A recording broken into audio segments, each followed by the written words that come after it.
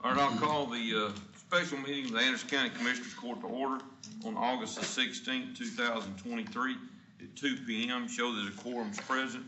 Current Commissioner Mam said he's on the way, but he is just leaving the doctor's office. He has a doctor's appointment today, so he'll be here in a minute. All right, show that a quorum is present. Commissioner Mims is one absent at this time. First, the next item on the agenda is open forum, and we got 2 people signed up. Marla Naylor. Ms. Naylor, if you be at the microphone so we can get you on the minutes.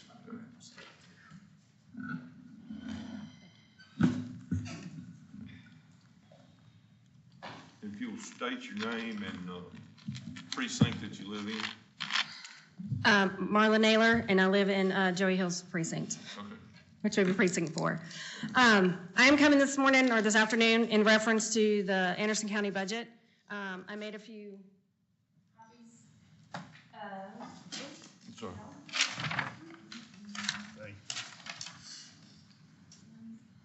Thank you.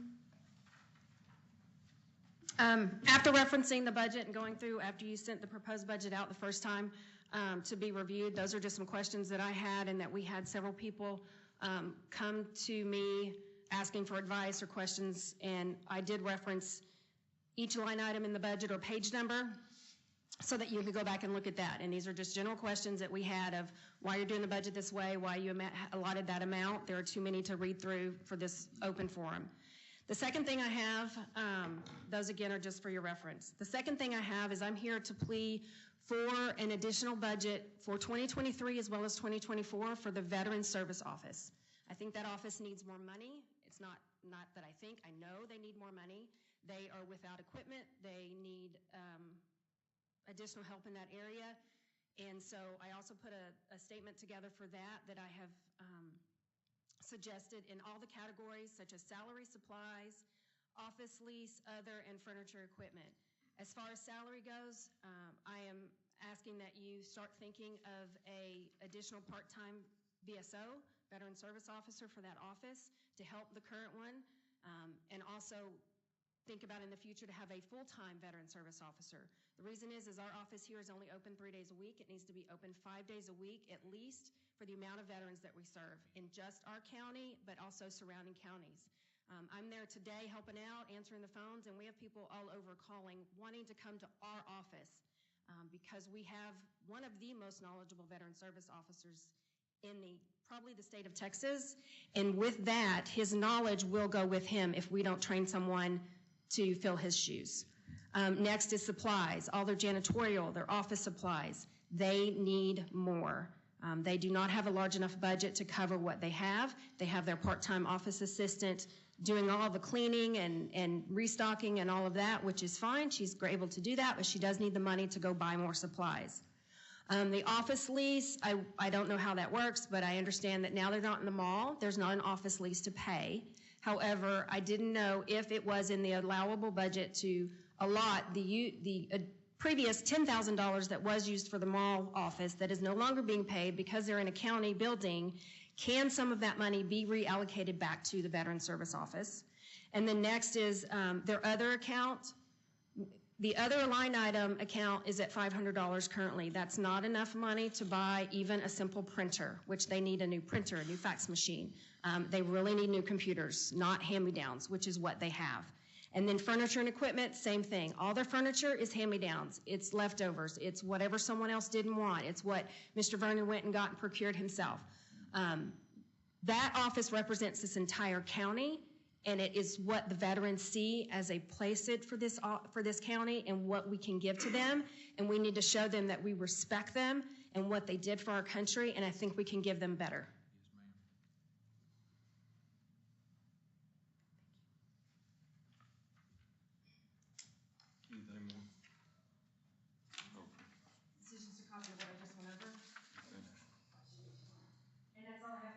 Appreciate the court's time. Okay. Thank you. Thank you. I know at least one question when we get into the budget I'll answer for you. Yeah. Okay, maybe a couple. All right. Next, person to speak in open forum is Kim Holiday.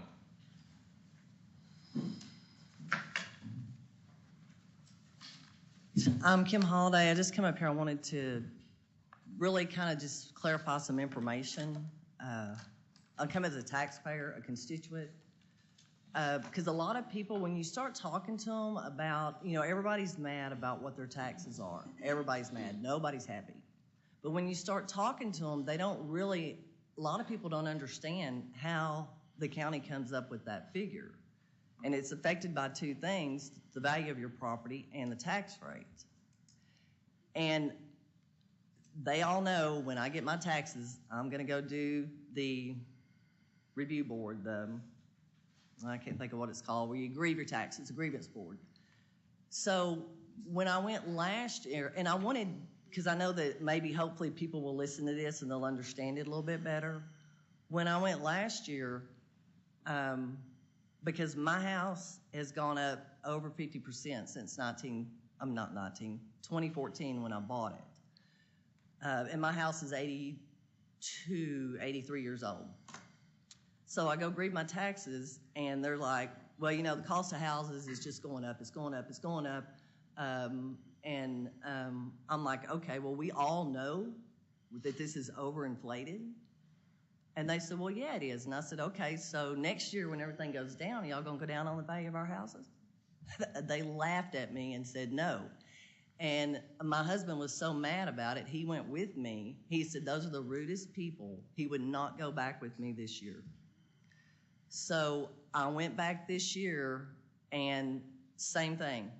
And they told me last year they were gonna go up on my taxes again this year. They told me that last year.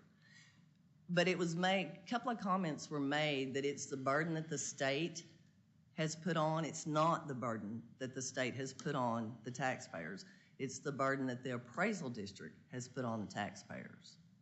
And I don't think a lot of people understand that, so I hope people will listen to this and kind of get a better idea of how your taxes are figured. Because, and I don't know everything, don't pretend to know everything, but I think have something on the agenda today that's talking about an excess or a increase in values or something. And if you look on like all the real estate websites, you can get values that the housing market has decreased from 2022 to 2023. You can use whatever website you want. Some of them say 18.7%, some of them say 5.7%, but we sure didn't see a decrease in our values. All we see is an increase in the values every year, and you can go grieve it, but you really just get to vent. You don't get any kind of recourse. And so I just think people need to understand that that's how their taxes are figured. It's by the value of your house. And we don't live in a metropolitan area. People are not running to Palestine to buy houses. There are houses for sale all over the place. And the houses that have been for sale for a while, land that has been for sale for a while, go look at it on Realtor.com. Down 10,000, down 30,000, down 40,000, because the values were overrated 2 years ago or in 2022, and they went up again in 2023. And I just think people need to understand that the burden is put on by Anderson County Appraisal District. And that's all I wanted to say, because I hope that 10 people listen to this and they get that, because I didn't know this myself until I got mad about my taxes. And then I went and found out what all this meant to me, and a lot of people don't. So, like I said, if 10 people know today, I've done what I wanted to do. So that was it. Thank you. Thank you. Thank you, Kim. That was everybody that was signed up in open forum. Let me give those to you. All right, listen. Next item on the agenda is hear from Ralph Wallace from Texas County District and Retirement System about the 2024 plan assessment. I've told him don't shoot the messenger. We don't shoot the messenger around here. So he's just coming to give us some good information and try to give everybody an idea of where we're at. Yeah, thank you, Judge. I was trying to kind of Yeah, I set the appreciate that. stage here for you. Appreciate that. Okay. Yeah, once again, for the record, my name is Ralph Wallace. I'm an employer services representative with the Texas County and District Retirement System.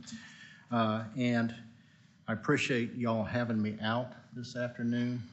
It is important that each county's commissioner's court understands what it is we look at every year when it comes to determining the county's cost to provide retirement benefits for your employees. And so what I want to begin by doing is just start by just giving the county a refresher on the current plan of benefits that it has for its employees. And I'm going to start with that plan assessment document. I believe everybody everybody's got a copy has of that. one.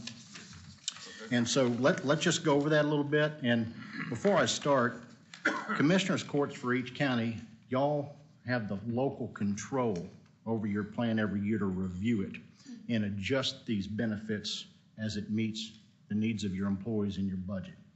And so over the years, commissioners' courts here at the county have changed these benefits over the years. But currently, y'all have your folks putting in 7% out of their paycheck into the plan each month. So when y'all hire somebody, they start putting that money in out of their check, and they're saving out through their entire career.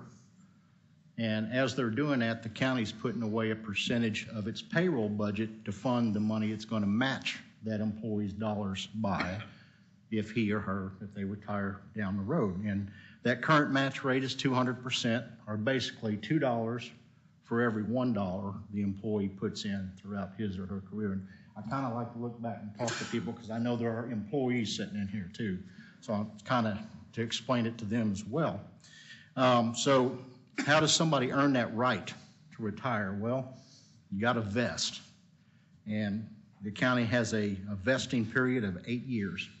Got to have 8 years in here. Doesn't necessarily mean somebody is eligible to retire after 8 years. But let's say y'all hired somebody, I'll give you an example. Let's say y'all hired somebody at age 30 and they put in 8 years and then they quit. Well, as long as they don't pull their money out when they leave, they're vested. The clock continues to run for them. And so down the road, when they hit one of the 3 eligibilities that y'all have set for them, they can retire. Now, their benefit's not going to be as big as somebody that is a career employee here at the county that puts in 25 or 30 years because they're putting in more money than that individual in that example. And I do want to emphasize that it doesn't matter if somebody's been working for the county for 2 years or 30 years. If they quit and they withdraw their money, they lose that matching money, okay? And so I always like to emphasize that. Any questions on that? If they draw that out, is there also a penalty on that? If they're under age 59 and a half, Commissioner, they could get hit with an early withdrawal penalty by the IRS. 59 and a half. Yeah. But we tell members all the time, you know, even if you're not vested and you quit and you leave your money in, the worst case scenario is you got a savings account that's getting you 7%. That's right. Yeah, until Uncle Sam starts making you pull it out, which is 73 years old. That's the worst case scenario.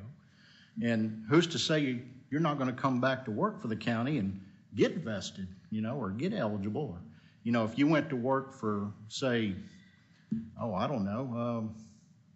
let's say Cherokee County, for example, and you left here with 4 years, well, you're walking in the door at Cherokee County with 4 years to go toward their vesting. Now, the monies stay separate, but the time gets shared between other TCD employers, other counties, and same with the state agencies or municipalities that are in TMRS, for example.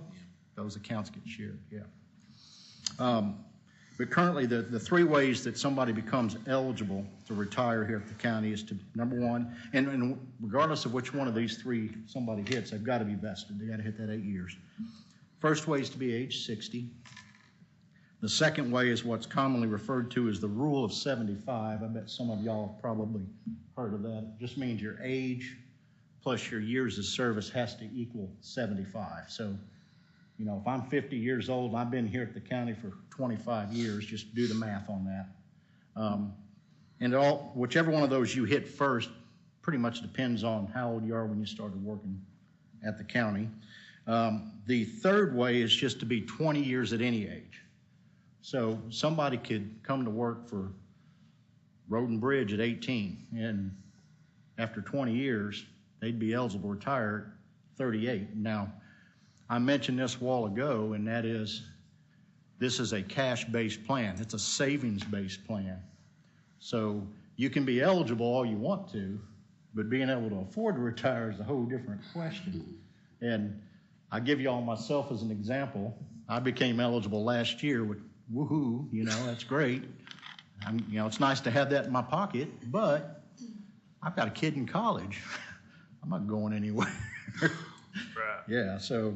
Understand. But Yeah. on the 20-year, person that's there for 20 years, 18 to 38, Yeah. he can start drawing his retirement then. Is there a limit? There's no penalty on that deal. Okay, but is there a limit to how long he can draw it, or is that It's just a lifetime benefit. lifetime benefit Yeah, on his? yeah. Now, once again, 20 years of deposits versus 30 or 35 years is not the same benefit. 20 years, if you go 4 more, or 4, 5, 6 more years after the 20, it almost doubles what your retirement check would be. Yeah, and Judge, yeah, that compounding interest really starts to kick in for Makes a folks. difference, yes. Yeah, you bet. You get to the point, a lot of folks get to the point to where they're making more in interest after a year than they're putting in out of their paycheck because of that, so. As far as optional benefits, there is an option called a partial lump sum distribution, which is only available at retirement. Y'all have not adopted that, but the way that thing works is somebody can pull out any amount up to 100% of what they contributed over their career at retirement, but not the matching money. That would be distributed as a monthly benefit, but not too many counties have it. It can substantially reduce somebody's retirement benefit if they do that. So you hope if somebody's doing that, they're doing it for the right reason. But that's an option. And the other thing is once a county adopts it by current statute, they can't rescind it. So group term life. Now, before I discuss that, the plan already has a built-in survivor benefit or death benefit. And the way that works is for all of your employees that have 4+ years of service, and I'm talking passing away before they retire, okay? If they pass away before they retire, then whoever they have listed as the beneficiary has an option to take a lifetime payout for him or herself. That would include the money that the employee had been putting away up until his or her death, plus the matching money up until that point in time. So that's built into the plan. It's after 4? After 4. Before 4, the beneficiary just gets a lump sum refund of the employee's contributions. So your loved ones become eligible before you do to get to the matching money. And I was hesitant to tell my wife that when I hit that 4-year mark. But that's already built into the plan. In addition to that, the county is paying for some group term life insurance. Now, there's no time minimum on that. The way that thing works is if you have an active employee pass away on you, then the beneficiary would get an amount equal to 1 time the annual salary. Okay, so that's some additional peace of mind that you are providing for your folks. And it's optional to the county, so. Let's talk about what it costs or what it's costing going into next year to fund these benefits. So basically, every year the actuaries take a look at y'all's plan. They look at different things. And whatever happened in 2022 dictates 2024's cost. It's always a year behind. They want to look at a full year of plan experience. So they'll look at things such as how did investments do last year? Were there some demographic changes with the employees at the county?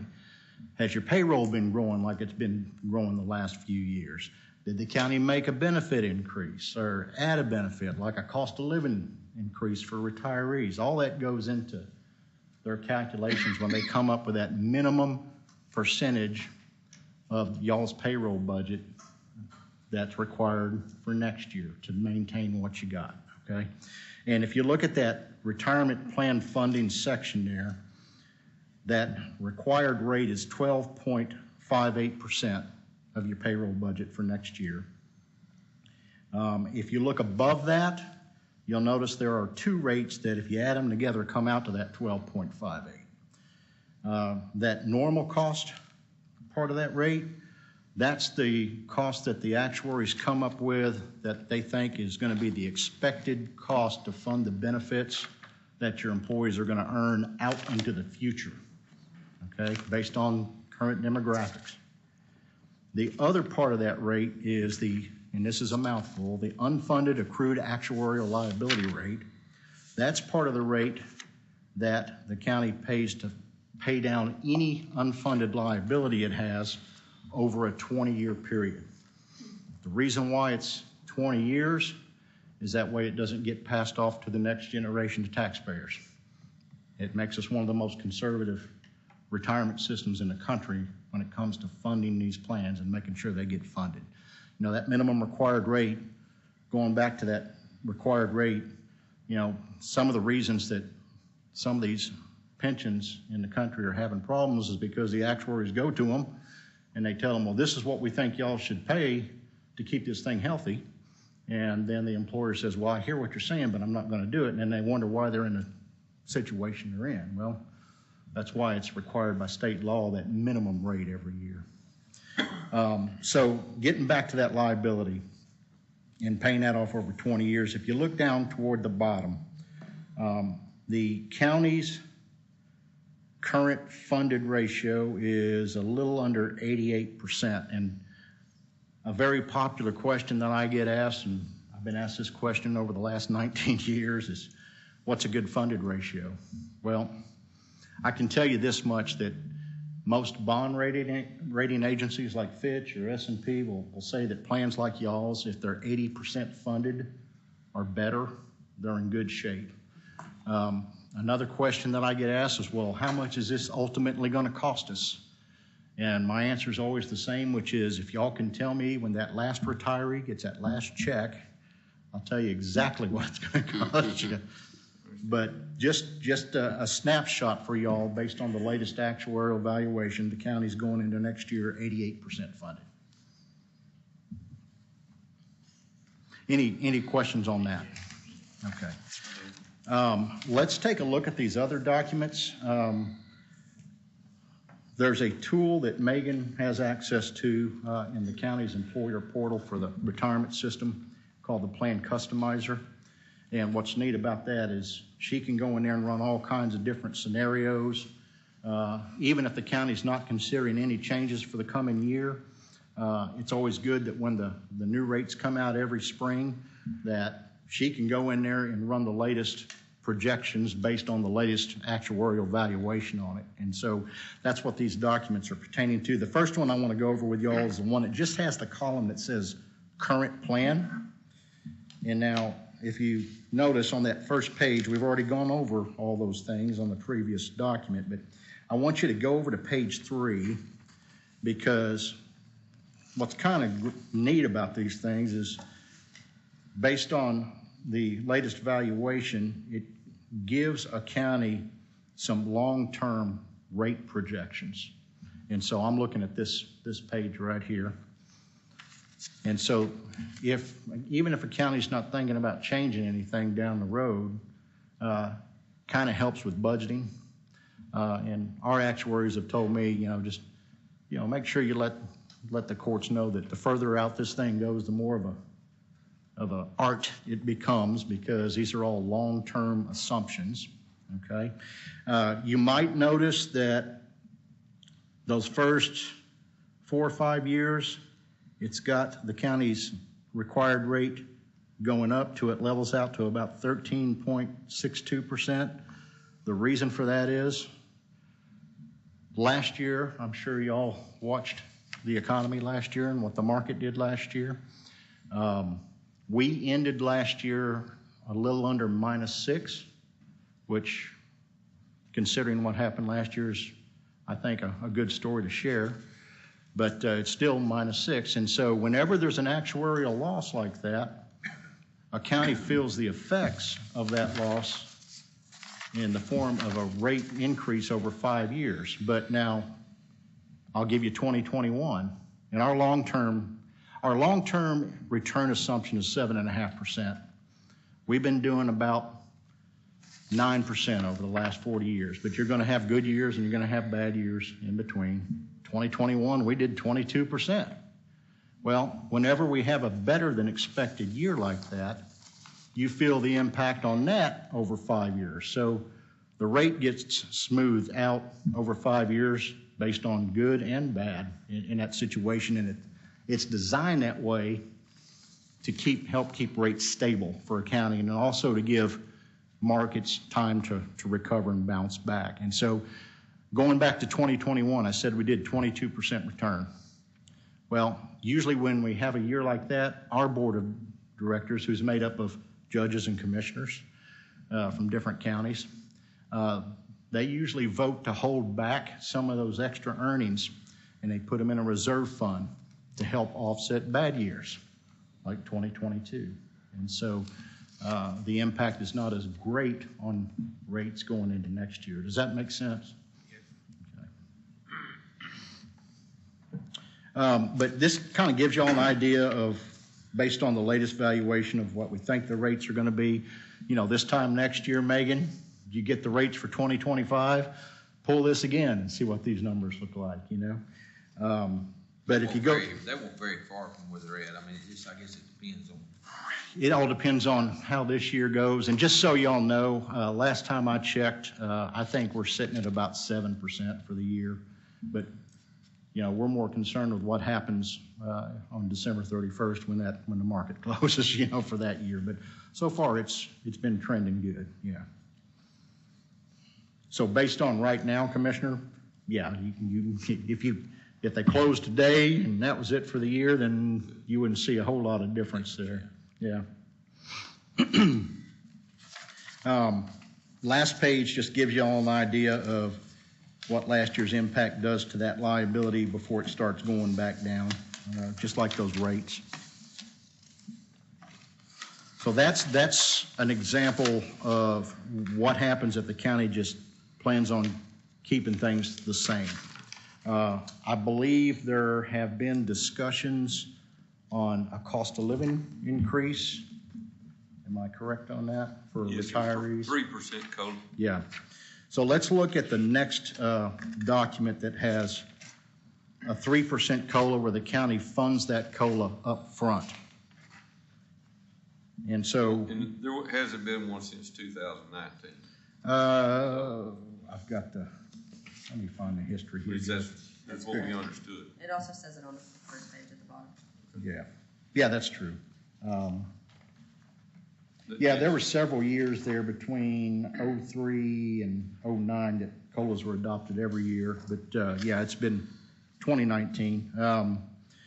Currently, the county has 207 folks getting a benefit. And now these could be retirees from the county, or they could be retirees that took a dual life option and passed away, and they've got a beneficiary getting a benefit. They're affected by these cost of living increases as well. But based on our calculation, if the county decided to pre-fund a 3% COLA for its current retirees, the county's looking at about $850,000. Now, the good thing about doing something like that is it keeps you on pace with trying to pay down the liability you already have instead of adding another $800,000 to it and paying that off over 15 years. That's how it gets. If you decided to roll the cost into your rate, you're paying on it over 15 years. The one we talked about is the one on just left of that, the 3% COLA and the 500,000.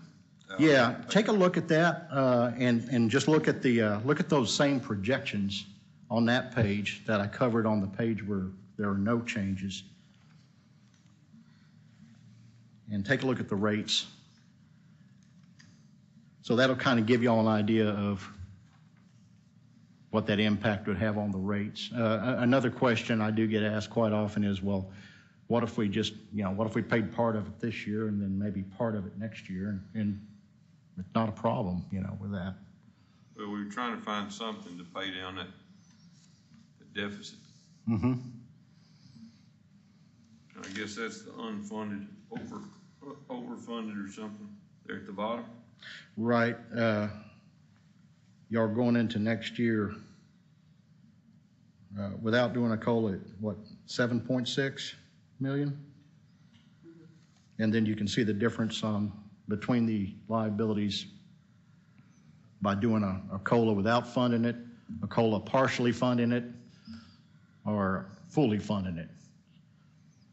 And like I said, if you did it without funding it all, then you're looking at just paying that off over 15 years. And the only thing with that is, if y'all decide to do another COLA in 2 or 3 years, you're still paying on this one. So you don't want to get into a situation where you're stacking debt on debt.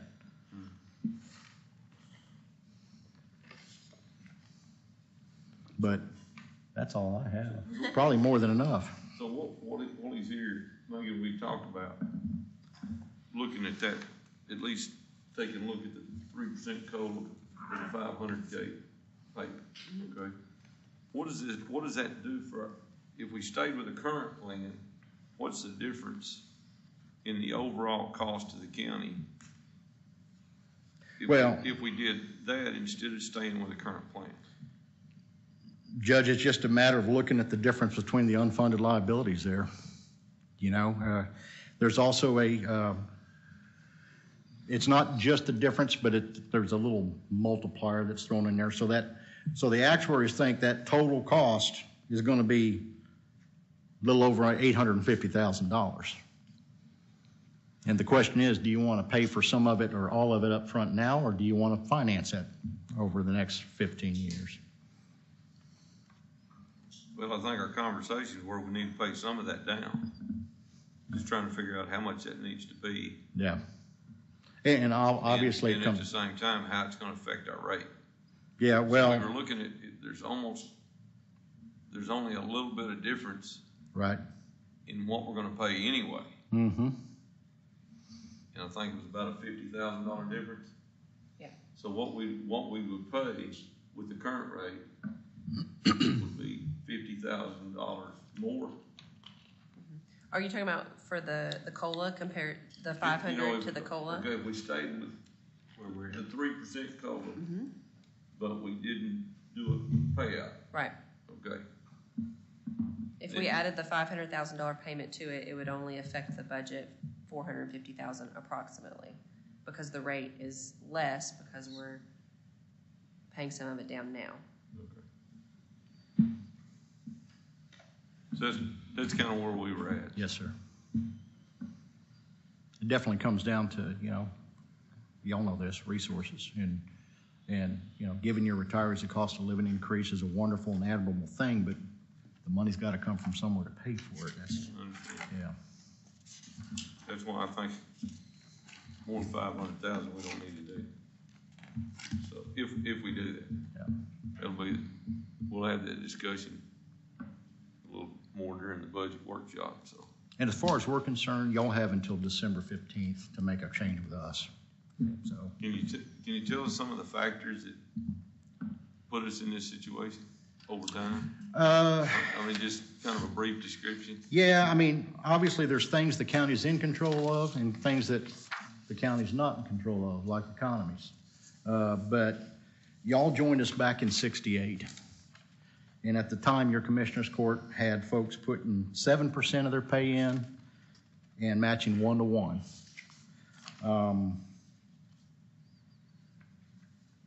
In '81, the match went up past and future.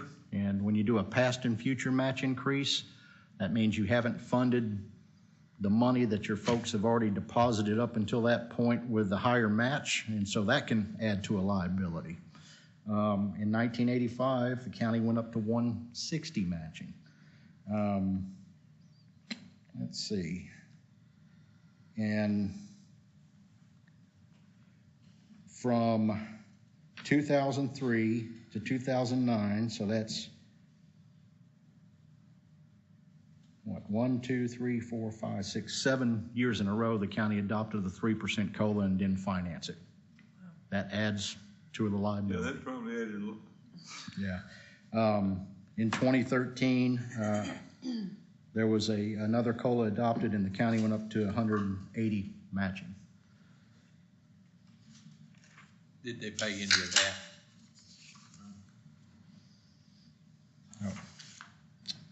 2015 is when the county went up to 2-to-1 or 200% match. It started in when, 2005? 2015. 2015. There was another COLA in 2014, and then the one y'all talked about earlier in 2019. But some of those were not. They weren't pre-funded. Okay. Yeah. That answers some questions. Yeah.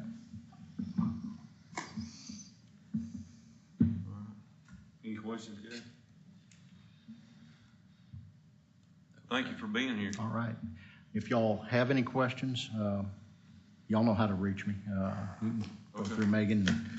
I think I'm at, are y'all gonna be in Abilene for that? Isn't it Abilene that's having the annual Judges and Commissioners Conference? Isn't that the one in Abilene this year, September? I think there's one, isn't it it's like our north and east Texas. Right, but Was it's it there. West Texas or Yeah, something? West Texas. Yeah.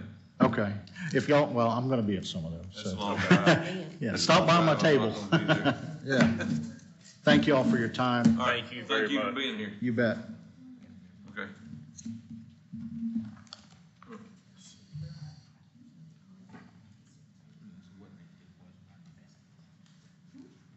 All right, next item was to hear from Connie Rose from McCreary, Elko, Bragg, and Allen on the truth of taxation.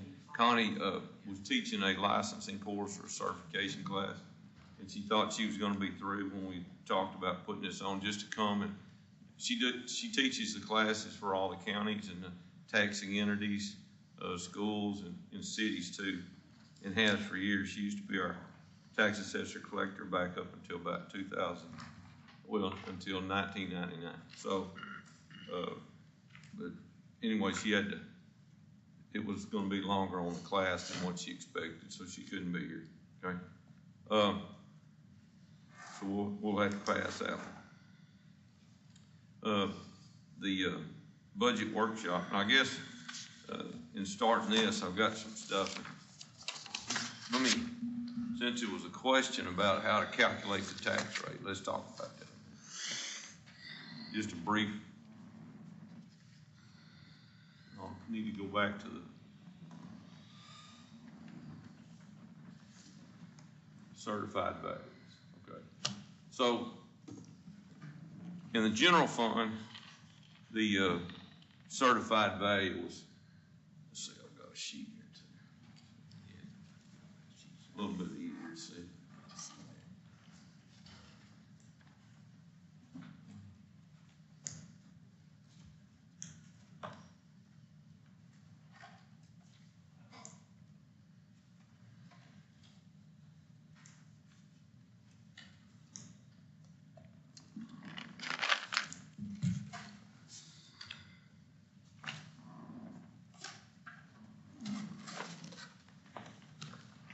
In the general fund, our certified values was $4,222,218,335.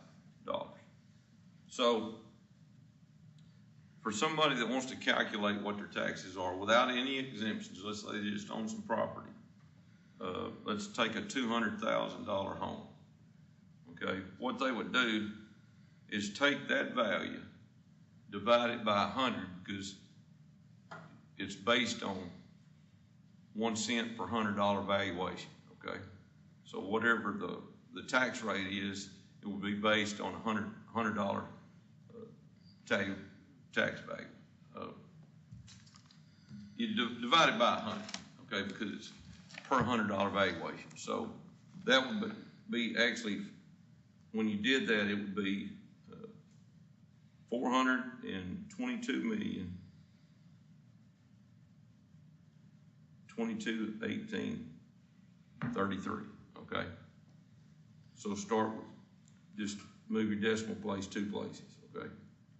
And then whatever your tax rate is, the overall tax rate, which the one that we approved as a proposed only, because that could change, was 50.78 cents. So you would multiply the 0.5078 times that 422 million, just to round it off. So that would give you pretty much what your taxes are going to be. So it's not that complicated, but it takes a little bit of understanding, especially about taking and dividing by 100 first. Okay? So like a $200,000 home, half a cent would be about $10. Okay. If it was a $2 million property, it'd be about $100 for a half a cent. So just double that for 1 cent. Okay. So $200,000 home would be $20 for 1 cent. For a $2 million piece of property would be $200. Okay. So that would be just, you kind of figure that per penny. Okay. If that, and that's right out of my head. That wasn't too bad, was it? Okay. But that gives you an approximate value. So the question was asked, so I was trying to answer it. I didn't have that all written down, so. Okay. Let's see.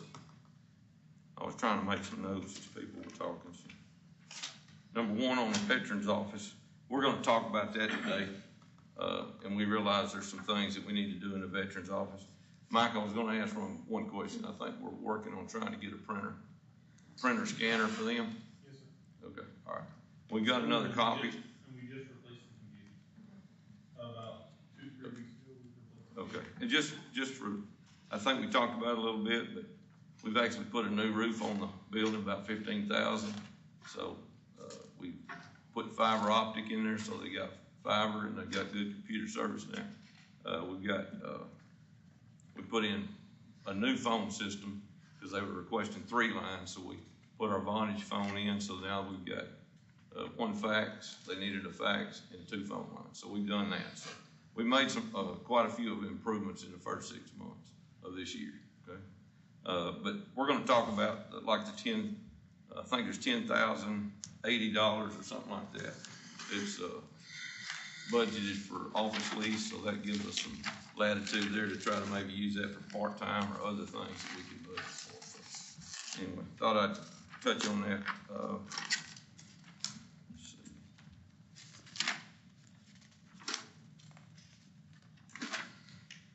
And of course, on this list of some questions and everything, I thought I actually addressed that at the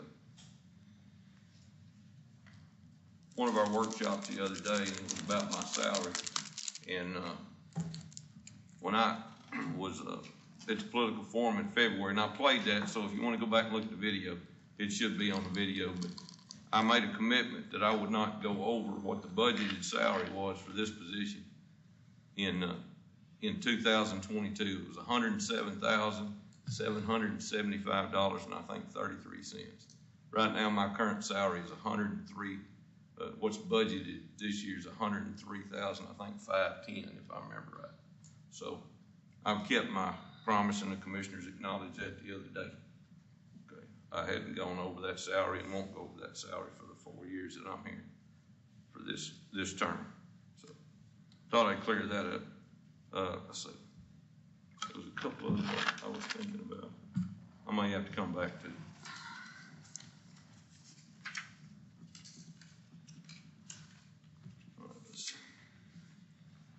All right, we prepared some documents and stuff. You know, we discussed some different scenarios the other day on the tax rate, looking at possibly a reduction.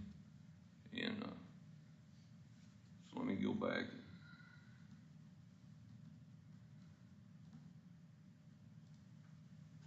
Megan did a lot of work putting these numbers together, and worked this weekend getting these in the PowerPoint so that, and yesterday, try to get to this stuff where y'all can kind of see what the scenarios might be. So one was talking about getting lowering it from 7-cent tax reduction, to the voter approval rate going maybe 3 more cents. And so she's put some suggestions here, some scenarios, so everybody can kind of see what that might do. Now, I think this is just kind of an overall picture, if you can see that. Is there a copy of that in here? Yes, y'all have it. I think y'all got a copy so you can see it up close, but can you explain that? You did the numbers, so you know how it flows a little better than I do. And that way we can follow along and make notes if we need to. Okay, so the first column is the FY 2023 adopted budget, which is the, Okay, hang on just a second. Has everybody got one? Yeah, yes, sir. Okay, all right. which is Go ahead. the adopted 2022 tax rate, which is the current year we're in.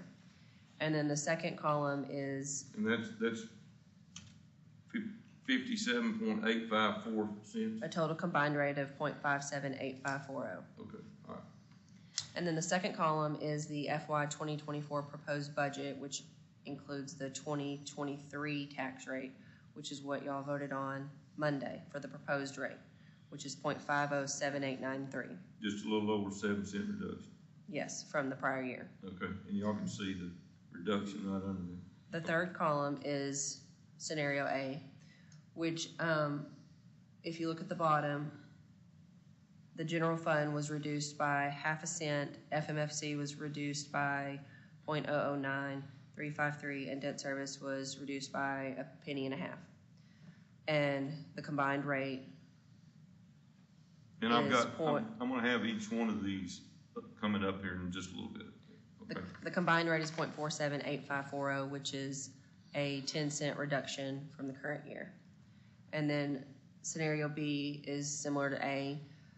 The general fund is still 0.5 cent reduction. FMFC is 0.007 reduction, and debt service is 0.017353 reduction, which is still, the combined rate is 478,540, which is 10 cents less than the current rate. Because that was what the court, y'all were talking about Monday, was, 10 cents. So I put this together to show you the different scenarios of what it would look like and what the budgeted revenue would be for each fund. Debt service, there is a surplus. If you look on scenario 1, that rate would bring in $1.6 million for debt service. Our required payment is a little over $2 million, but we have a surplus. And the same thing for B, it's 1.5. And then also attached behind that page is showing you the fund balance of what that scenario would be for the general fund, FMFC, and then I also plugged in the numbers to the actual budget to show you what the general fund would look like, the FMFC budget would look like, and the debt service would look like for both scenarios. And I think the judge had slides for all that. yeah, I've as got well. slides for it. I just wanted to kind of give you a chance to go Overview of over what it. it is. Overview. So, I was trying to remember what we were trying to do is keep, Commissioner Mams had suggested going a full cent on the farm and market flood control. We were trying not to go a full cent there, so we increased the debt service because of the fund balance. Is that the money we use for our 210 fund, our farm to market 210? Okay. So, it'll show you, if you look at scenario 1, page Yeah. 6, starting at page 6. Look, is that in the slides? That's gonna be in the slides, correct? Yes, for the Okay. FMFC. This is gonna be the general fund. Let's start there, because there's not Okay. that many slides, okay? No, that's fine. If that's all right with y'all. That's fine. Okay. So in the general fund, you did the 0.5 cent reduction, correct? Yes. Okay. And of course, this is our biggest fund. This is gonna be where most of the bulk of the all of our M&O is. And so we were trying not to reduce that any more than we had to try to make sure we didn't lower our revenues where we had enough money for the expenditures to be able to not change any of the county services that we were kind of proposing, okay?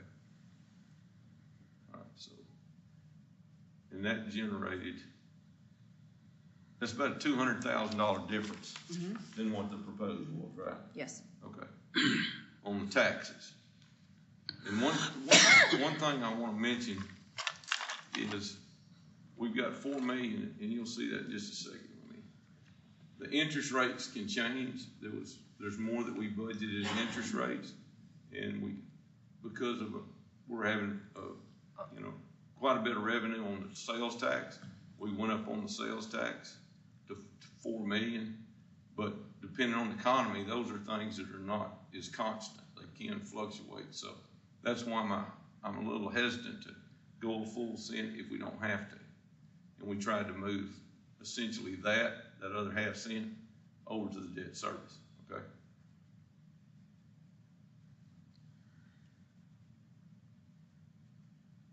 Those are all of our revenue streams. So essentially, it raised from about a little over 1.6 million on being funded out of the fund balance to 1.873. So it raised us about 250,000, I think. I don't have the other figure in front of me, so. But, and we figured that 1 cent's gonna take about 450,000 out of our revenue. So it was about half of that instead. Okay. You said 1 cent, 450. 1 cent, yeah, it's Somewhere in there. Somewhere, yeah, between 400 and 450,000, I think. Okay. It was a difference of 202,000. On this one? Okay. So it wasn't quite as much as I thought it would be. That's a half a cent, I'm sorry. That's a half That's cent. a half cent. That's a half cent. Okay. And we didn't move that to the farm market flood control, we moved it, that other half cent over to debt service because of our surplus. And so it's not gonna affect the general fund or farm market flood control by moving that half cent, okay? All right, so. And this is the expenditures, and she just put the bottom line because there were so many pages in that, trying to paste those all in there again. But, so essentially, 27,248,232. So, of course, a lot of that is the sales taxes in there, along with the taxes, interest, That's all the fees of expenditures. office, That's all the tax office, expenditures. county clerk's office, district clerk, JP. I'm sorry. That's all the expenditures. But that did not change from what's in the proposed. Yeah, okay, I'm sorry. I'm still back on the revenues. But it's still balanced, okay?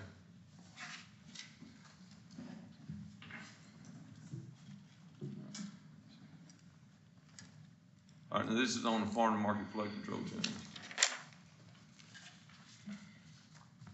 And this is gonna be the revenues. You got some surplus that was budgeted, what is it, about 44,869. So, I think the next scenario might be the better of the two. But this was more coming out of the farm and market flood control. In other words, using more taxes there, okay? Being decreased. And this was what, if y'all wanna watch it, this will be what that would do to your expenditures, the way you've got them split by percentage, okay? So there's precinct 1, precinct 2, precinct 3. Am I going too fast? Okay. And then this is precinct 4. Okay. I think the next scenario may be the better of the two. So on this one, the revenues went up a little bit. You got 525,000. So that's precinct 1 at I'm just gonna kind of round it, about 158,000. Precinct 2, about 93,000. Precinct 3, $62,000. And then precinct 4, $112,000. Now, what I was thinking about is we could take and maybe take a little more surplus in the general fund to fund the general fund road and bridge, road construction with some of that, okay? To kind of balance your road construction back out. We just have to figure out what y'all think would be appropriate. But we could do 70,000 each precinct, something like that, to get that up a little bit more. So you can just be thinking about that, what might work for you. On the debt service, this is scenario A. And I think, you want to address that one, Megan? Was that one 1 cent? On A is a penny and a half. Okay, that's 1.5 cents. Okay.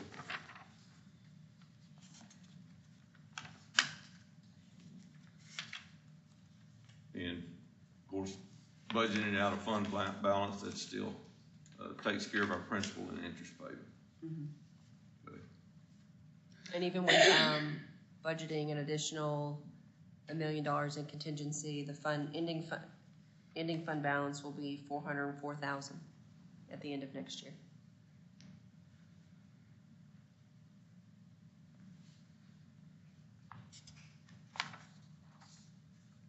And then scenario B, and that one's that's the 1 cent. That is 1.7353. Okay, a little bit more.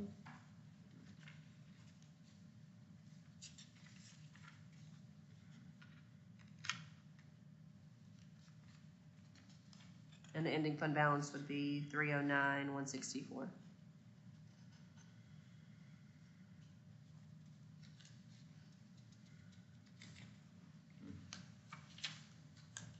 So does that kind of give you all a picture of that a little bit? Okay. And we can come back to it, but I want to kind of put those up first so you can be thinking about it.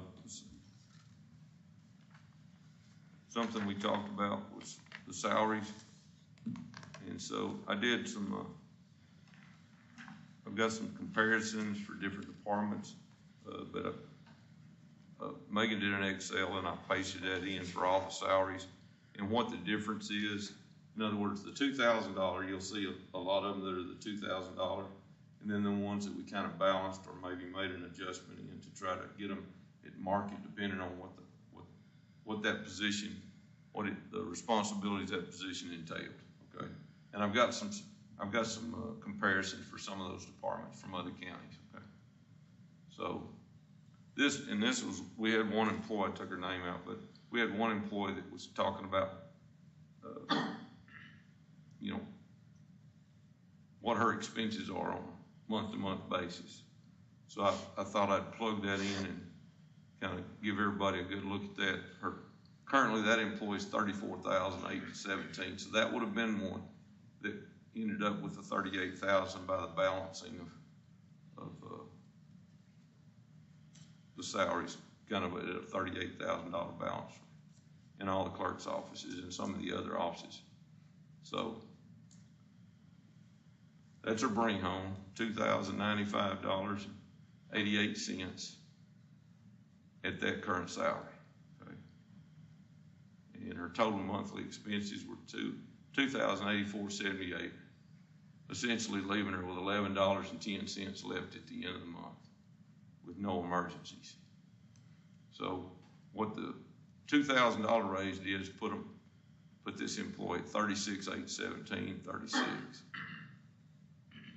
About another $1,100 got her to a little bit over $1,100 got her to $38,000. Okay. So looking at all the employees again, and I tried to blow these up as much as I could. So for the county auditor's office, all those were $2,000 increases. And the same thing for my office for my administrative assistant. And for the treasurer's office, you saw the balance at the at the 40,000, like the JP's, it's a single clerk office. And that was increase of 362.20 to get that person to 40,000. In the tax office, you can see to the right, and I'm gonna have some totals for you when we get through, because I sit down and total up what that extra would entail. And of course, Commissioner Chapin was talking about a 2,400 across the board, so I did a comparison for you on what that would do compared to what's actually proposed right now. Okay, so you can see that there's a little bit of difference in what people are making, but you can actually see their salaries and trying to get those people up to 38. Okay, so that just some of this just happens over time. With some of it's when somebody went to work, some of it's like I showed you, the difference when a 5% increase happens instead of across the board. Okay. Same thing in the county clerk's office. A lot of those people were at the $34,000, just over $34,000 to get them to 38. Then some of those were like $1,500 raises. Okay. One was $1,182. Well, let's see. Yeah. See, and then commissioners, that was at the 2,000. And Kathy did ask me about a cell phone increment, if y'all help me remember on when we get later into the budget, okay? Because she uses her cell phone every day because she's out of the office, so I'm in the building and needs to be able to take the calls. All right, district clerk's office. You can see the difference there in the 2,000 and what it did to get that person to 38,000.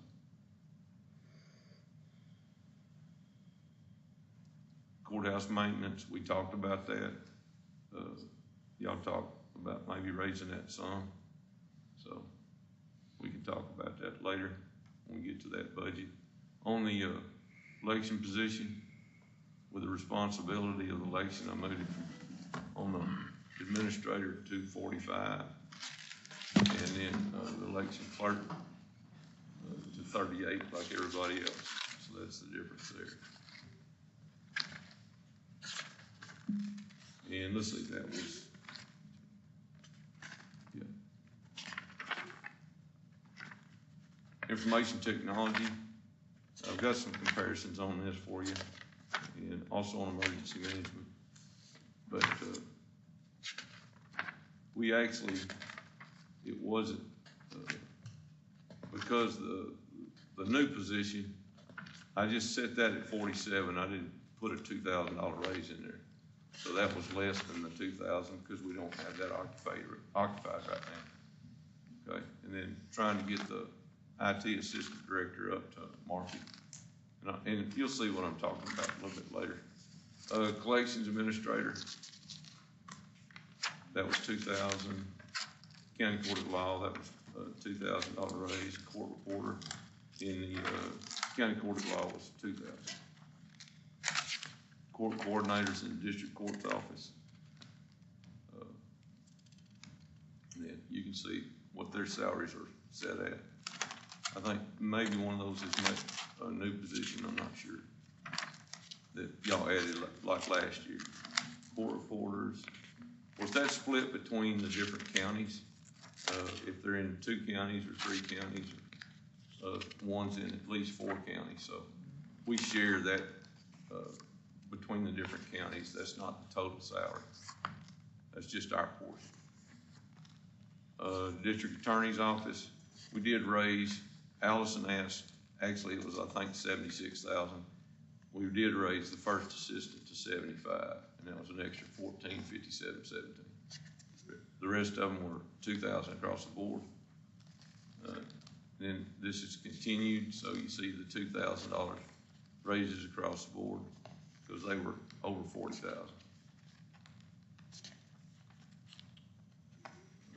JPs, if they were after the $2,000 raise, if they were over 40,000, then we just balanced the other two JPs, they're essentially doing the same functions. So we balance those two. I see it as one. Emergency management, try to bring that to a market, closer to market value with the responsibilities. And I've got some slideshows on that a little bit. And then assistant just up to the 38.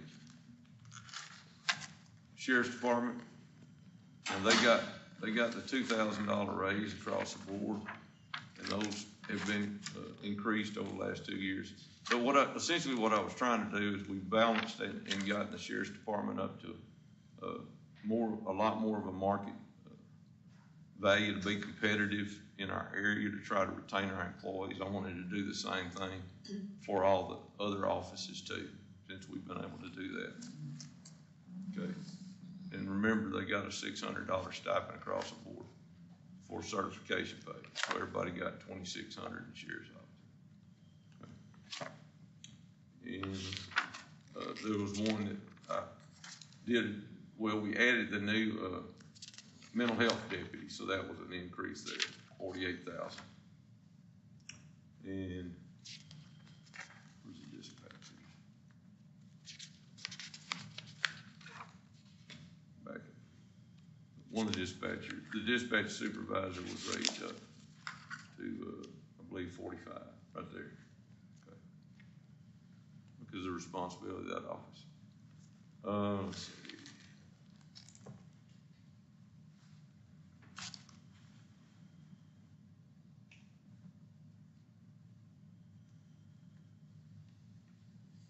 And then the PSRS clerk, that was raised to 38,000 to balance that. Salary was 34. So that was an extra 2,000. Highway Patrol got the administrative assistant or secretary they've got out there got the 2,000, and then the bail bond office got 2,000. Extension service agents all got the 2,000 except for Jenna, and that moved her up to 38 like all the clerks. Dogwood Park, both those employees got 2,000.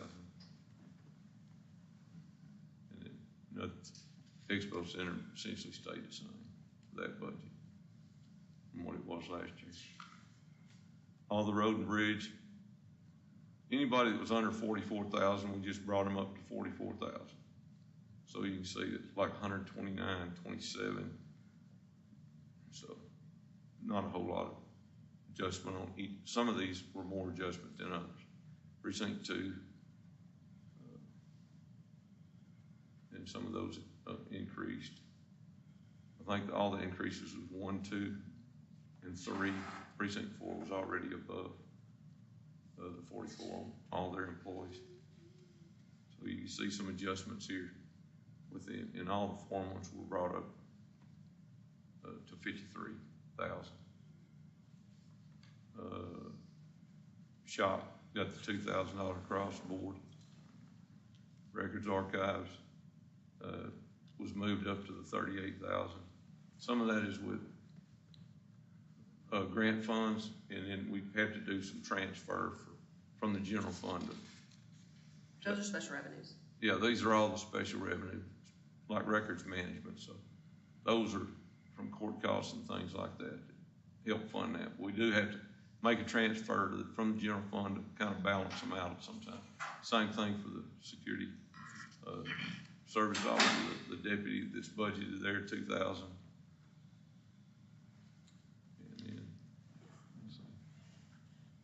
all right, I wanted to talk about real quick about the emergency management. I got Christina to contact some of the other counties to see kind of what they were doing and what their salaries are and what their responsibilities are. In Henderson County, of course, looking at Henderson County is just kind of looking at the area, the market. They're a bigger county. They got a lot more tax revenue. They got a lot more tax base. You'll see that in another slide here in a little bit, but it's worth it, at least putting it in there. And so,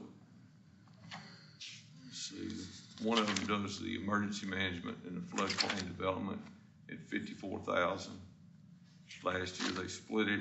It was 64,000 for the floodplain development, and emergency management fire marshal made 72,000. So kind of a dual role there. Cherokee County Emergency Management, floodplain, responsibilities. I think the proposed is, 49,000. They're at 46 now. Leon County, Emergency Management floodplain is, 51,000. Houston County, Emergency Management floodplain, fire marshal, 3 responsibilities, 57,000. Rush County is 61,000 for essentially 3 responsibilities there. And then Freestone County, that was a part-time position, was at 37,000. On IT, we did they got, IT director got 2,000. This was we had a new position that was budgeted, and then the one position that was as a IT assistant was moved to assistant IT director. Okay, that's just putting them up close to market. Here's a comparison of about 3 or 4 counties. You got, again, this is Wood County. They got a population just less than us, about 45,707. And the IT director last year, or this year, for 2023 is making 76,087. The proposed budget for them is 80,952. The assistant director there, and they've got 3 people. We have 2 right now, and with the new position that's unfilled, that gives us 3. So, but the assistant director is 70,242, and their proposed salary is 74,550. They've got a desktop tech that's making more than what the budgeted salary proposed for the assistant that we have. 48,000 right now. Proposed is 51,218. And then a help desk. They're putting in another position for 48,000. So that's going to give them 4 people. On Henderson County, and of course, again, they're a bigger county. And I talked to Wade McKinney, the judge over there, no relation, but I saw him at the conference, and he gave me some snapshots of his budget I got on my phone, so we actually added this in here. I've got about 4 years of their IT, but their IT manager's making 9154. They didn't propose anything additional there. If you look to the right, you'll see how many devices that department actually right now supervises or is maintaining, and that's 300 computers, laptops, desktops, whatever. So to kind of compare there, because when I talked to the COG the other day and their IT specialists, and they were surprised that we had 2 people managing 280 computers and laptops and devices. On network manager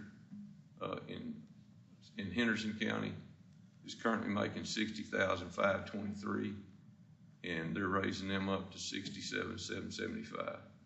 Wade told me that somebody offered him $90,000 to move to the Metroplex and go to work for him. Fortunately, he lived there and he didn't want to move. But so they moved him up, though, to be more competitive with the area. Application manager, 46,000. I'm just going to kind of round them a little over 46,000. Moving to a little over 47,000 for the coming year in their budget. Another application manager at about 45,000, and that didn't change a whole lot. Desktop coordinator, they changed that just a little bit. Okay, maybe a new position that's or position that's unfilled. I didn't ask him about that. Looking at Cherokee County, our neighbor, they've got actually 4 people. The director's making 77,350, and they're moving him to 82, almost 82.5. Their lead tech is 60,000, moving to 64,000, and then their tech is 53,000, moving to 56, a little over 56,000, and another tech is 48,000, moving to 51. Now looking at hours, right now,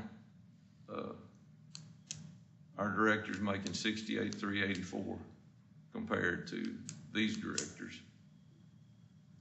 And even a county that's smaller than us, and one that's, and now Cherokee County's managing less than we are, and they've got 4 people. That's 260 computers, desktops, and equipment. So right now, our assistant is making 46,000. I proposed a 53,000 to get them more at market, and then the new position from 45 to 47,000. So that's kind of what we're. Just thought it wouldn't have, a picture's worth 1,000 words, so that kind of gives you a snapshot of what's going on in the area and what people are paying, okay? Quite a bit of difference in what we're at compared to them. And this is the snapshots that I took. It actually shows, I got a better one here in just a second. I kind of had to work with it a little bit. You can see what the salaries were from the salaries in Henderson County for the IT director is more than what ours is making by about 10,000 for the current, what he's making currently. And then that was making 53 what's proposed, which is a network manager. Both my architects manage our network. So they fall in this area. And that's the proposed salary that they've got in 2020 that we're proposing now for the assistant director. And then 42,000. So this is, again, what they were making the last few years to kind of compare those top 3 positions.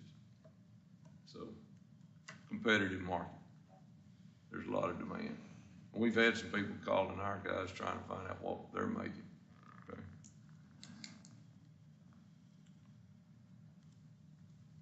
Let's see.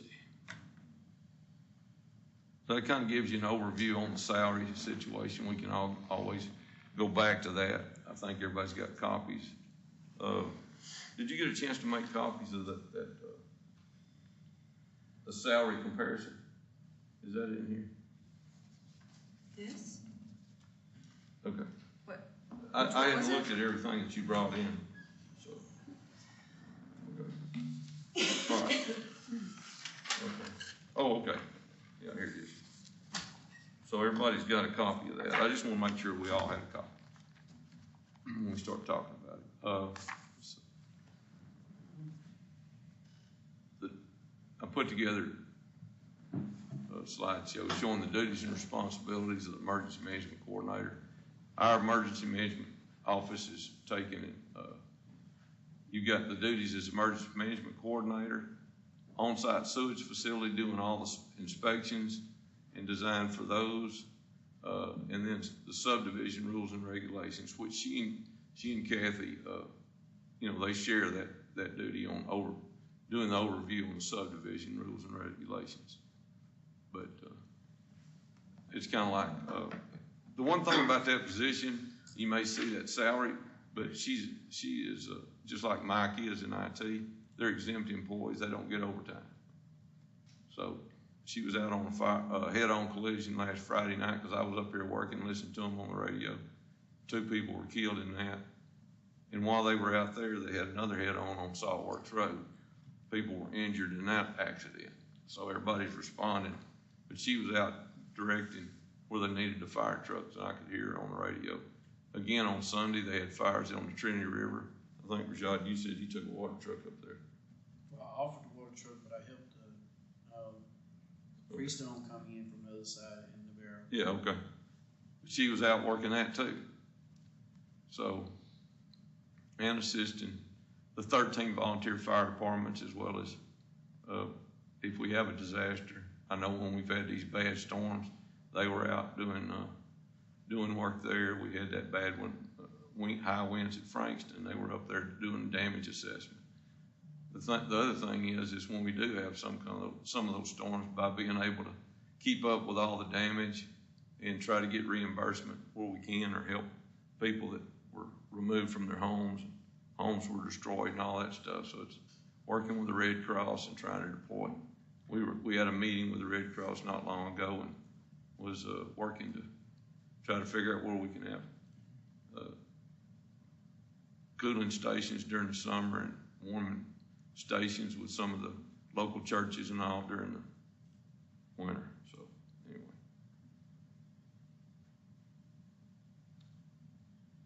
So that's pretty much it. I just thought we needed to go over that. I've got the budget up there. If somebody needs to go back to anything on the proposed budget. Let me give you these numbers, okay? I felt like they were important. So, get over here to the last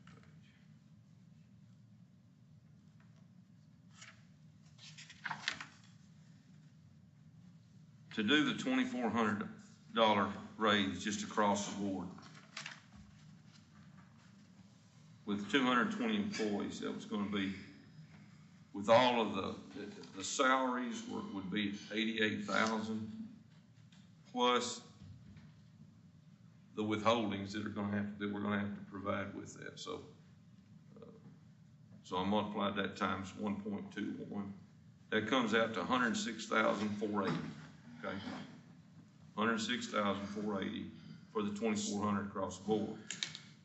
I went back and I added up all those extra increments added to all the existing salaries in the proposed budget and doing some of the balances and trying to identify salaries that were, maybe adjusted for responsibilities and higher responsibilities. So that comes out to $85,190, okay? And then you multiply it times 1.21, that's $103,080. So essentially, it's about $3,400 more to give the $2,400 across the board. And it's something I need to point out, and courts gonna talk about it, but I think they need to understand on the law enforcement positions for the DA's office and for all the sheriff's department. So everybody, telecommunicators, peace officers and jailers, we did add $600 increment to every one of those on certification pay. So as it exists with a $2,000 pay, they're getting a $2,600 increase, and that's about 79 employees, something like that. Does that sound right to me? 80, okay. With the new position? It's not all commission. Sorry? 80 total without respecting the commission position. Okay, all right. So, yeah, there's gonna be some that are staff that are not certified, okay? So that wouldn't affect them. But if they change to a $2,400 increase, that's a $3,000 increase across the board for them, for everybody that's got a certification.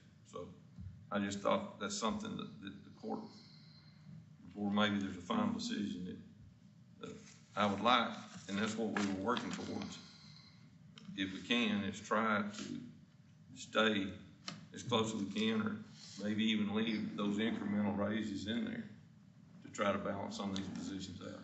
So at least that's my spiel. So I wanted to give you some actual figures so you can see what the differences are, and there's some things there that might need to be taken into consideration on $2,400 across the board. And I'm not saying take anything away from anybody, but I just think you need to know. I guess what we can do, unless y'all want, we can just kind of go down to everybody's budget, and I'll put the PowerPoint back up there from actually the budget, and then we can use our books as we go through there. Let me get over here to the first budget. The main ones really that was any kind, like anything other than salaries, are going to be the sheriff's department because of increased medical costs, increased groceries. There's going to be things related to uniforms and things like that were increased, that were actually increased because that's their needs, okay?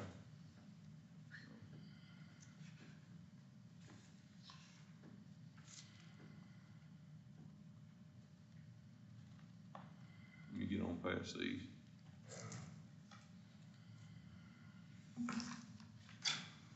I guess as these come up, if there's elected official here wants to speak, because there's things that I know that y'all put in, I said, you know, I'm gonna let the court decide those. So if I didn't put something in, if y'all wanna speak to the court during the budget workshop, as I get to your budget, then you're fine to come up here and do that.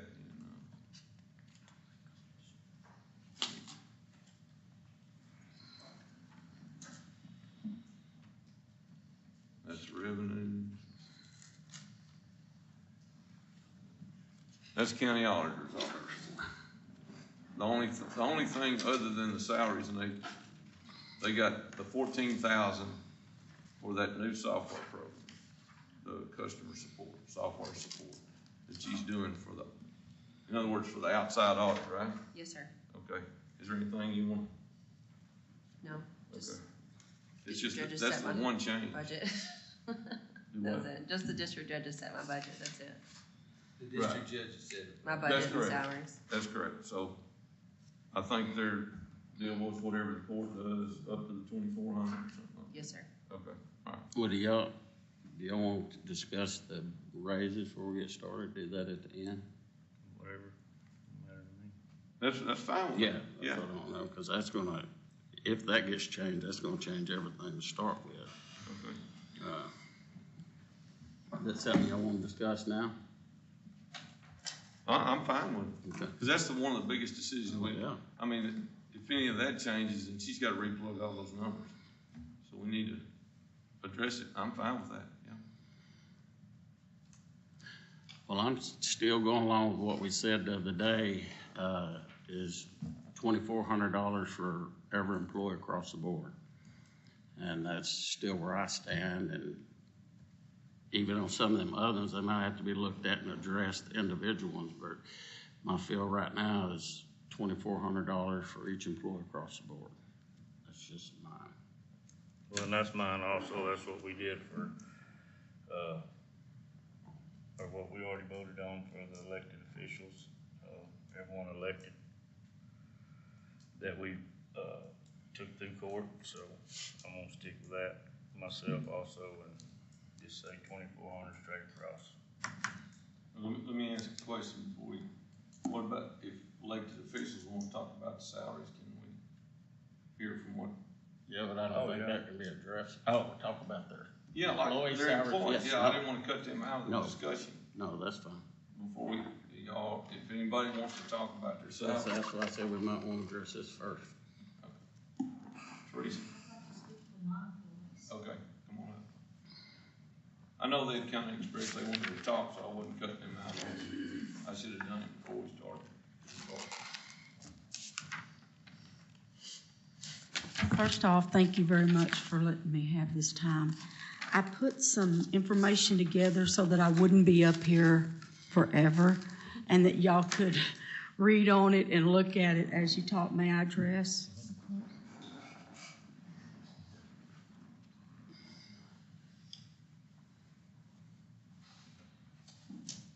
Lord, that's a book.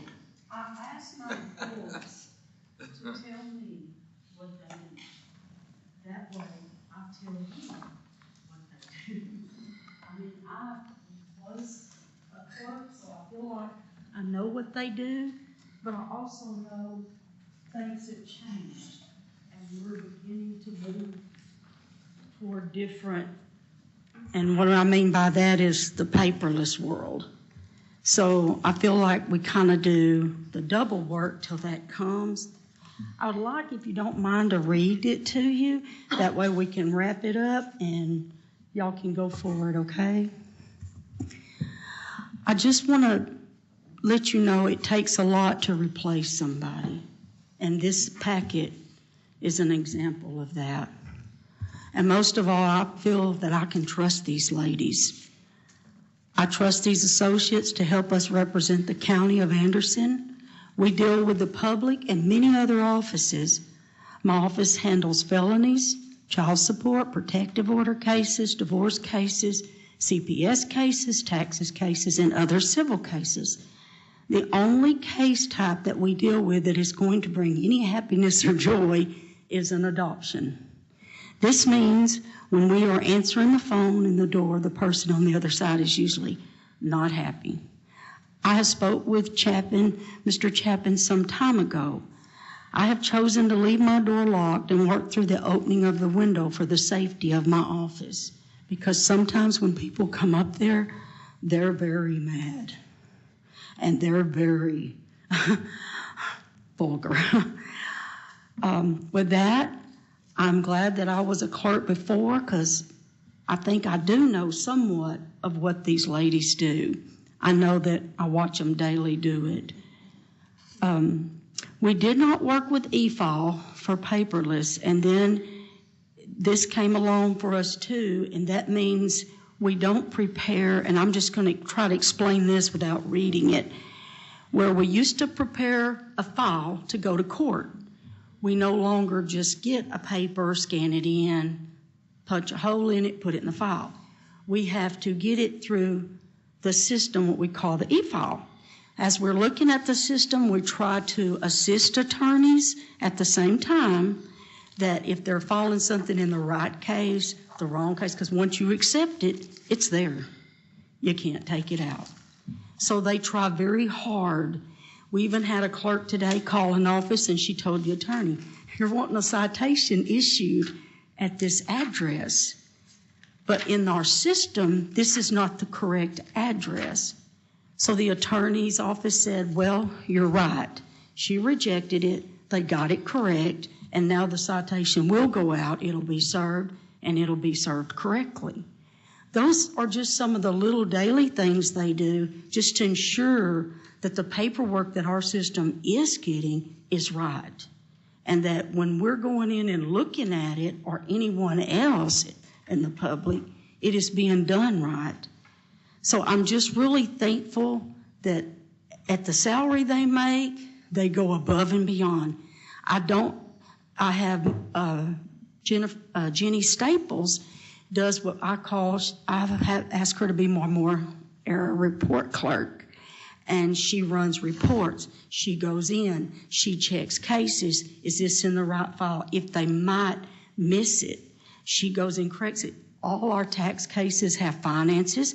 She goes in, she tries to make sure when we're doing an order of sale, it is correct and right and ready to go. So I say that to say they have, when you read these information, they have a lot to do. We now have a new system for protective orders that the clerks go into, and they have to enter it. That way that person can go in and even see themselves that somebody's put something in place to protect them as a victim for them or their children, and it can even be a man. So I think that we've brought a lot of new things aboard through the years of when I first started out, because a lot of it was take it, file stamp it in, scan it, stick it in a file. Then we go to attorneys. I'm not complaining about attorneys. I'm just saying we're checking stuff. We have what we call a description. When you look in the computer at our cases, it'll say final decree of divorce. It'll say original petition. Well, if that attorney chooses the wrong description, then when you or a judge or anyone else is viewing that file, they're like, well, it's not in there. No, this is not in this case. Well, it is in the case, but it doesn't appear to be because it's not put with the right description. So my office and my clerks and us try to go in and check. We look at them. We're like, is the description right? Is it not description right? We hate other document, because what is another document? But it's in there for someone to use, so they fall under it. So I say that because it's a lot of work. We need 24 hours most of the time to check our files. So with this being said, I elected to ask my office to pull their own files, to be responsible and check them in the time and manner they can do it, so that when it goes to court, that judge looking at that file, or even if an attorney wants to look at the file, it's in there, it's in date order, and it's ready to be presented. If I wait on another office to pull the files, I have found in the past it takes They do it at maybe 3 o'clock in the afternoon. When you have a docket of 89 criminal cases or 40, there's no way in those few hours to stay on the computer, looking in the e-file, making sure nothing's filed before court next day, check every file, every paper, all the papers in the file, get it back in the buggy and ready for one of us clerks to go up and serve the judge. It is almost impossible. So I did. I asked my girls, and they willfully did it. I said, will you take that job? That's not our job, but will you take that job and do that job to assure the judges their work will be in that file? My ladies go above and beyond that if they're in e-file, because we're not paperless. If somebody files something at 10 o'clock and it's on the 10 o'clock docket, they run in there, print that motion off, poke a hole in it, run up to me in the courts or whoever's in the court for clerking for that judge. They put it in that file. They put the order on top so that when I hand it to the judge, he has it or she has it. So I really believe they go above and beyond. I know that money's tight. They know it too. But I'm telling you, I'm trying to keep them. I also want you to be aware I'm working on something for a grant. Judge McKinney so graciously went to a conference and came back with me information. And so it looks like that if I put together a great polio and everything to present and get the help of our representative, we might get, if I'm reading it correctly, we have 5 prisons in this county. We could get up to $12,000 a prison for what we do to process their cases, set up cases, go to SPU when they come over here for court, get all of that process. We have to answer all their mail. Believe you me, it's mail. We try to answer it honestly, true, with the law, explaining to them what we can or cannot do. I do not, and they do not either. And most of the time, I do your inmate mail. I do not halfway answer their questions. I try to follow the law and tell them, here is a sheet of paper. This is the law. This is what I can and cannot do for you. And with that, I did talk to the clerk in Walker County, and she said something that I wanted to say today on my office's behalf. She said, I said, how did you get in office and 1 year find this out? And I've been here 5 years, and that bothers me. That really bothers me. And I apologize to the court. I did not know. And she said, because when I went in office, I didn't have to hire nobody. The office was there. They were up. They were running. They were going. And that's all I had to do was try to find money. And I said, well, I'm fixing to go beg my commissioners, please do a base pay for my people. I will try to find money. I will be honest, though, it's not available for me to apply for it to 2025. But 2023 is almost over. So I'm being optimistic. But I know because of the support of my office, with the help of my office, the job they try to do, I honestly feel like there's opportunities out there, and I am willing to try to find grants, work with grants. If you hear of something and you're like, hey, that's the district clerk's office, please contact me, because we are the ones that make the difference. They've elected us to do that, and I do truly want to do that. With that, I'm not taking up any more of your time. I have something I would like to give you, but I've sealed it, and when y'all go in your secret chambers, I would rather you just open it and it be a private information. Is that okay? Yes.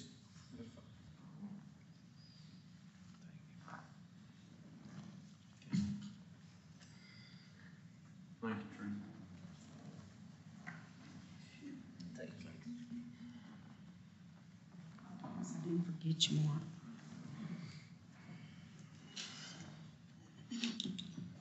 Anybody else? Oh, I'm sorry. Were you My through? excuse. I am. Thank you. I thought you said you were through. but- I was. Thank you. Okay. Thank you all. Thank you, ma'am. Okay.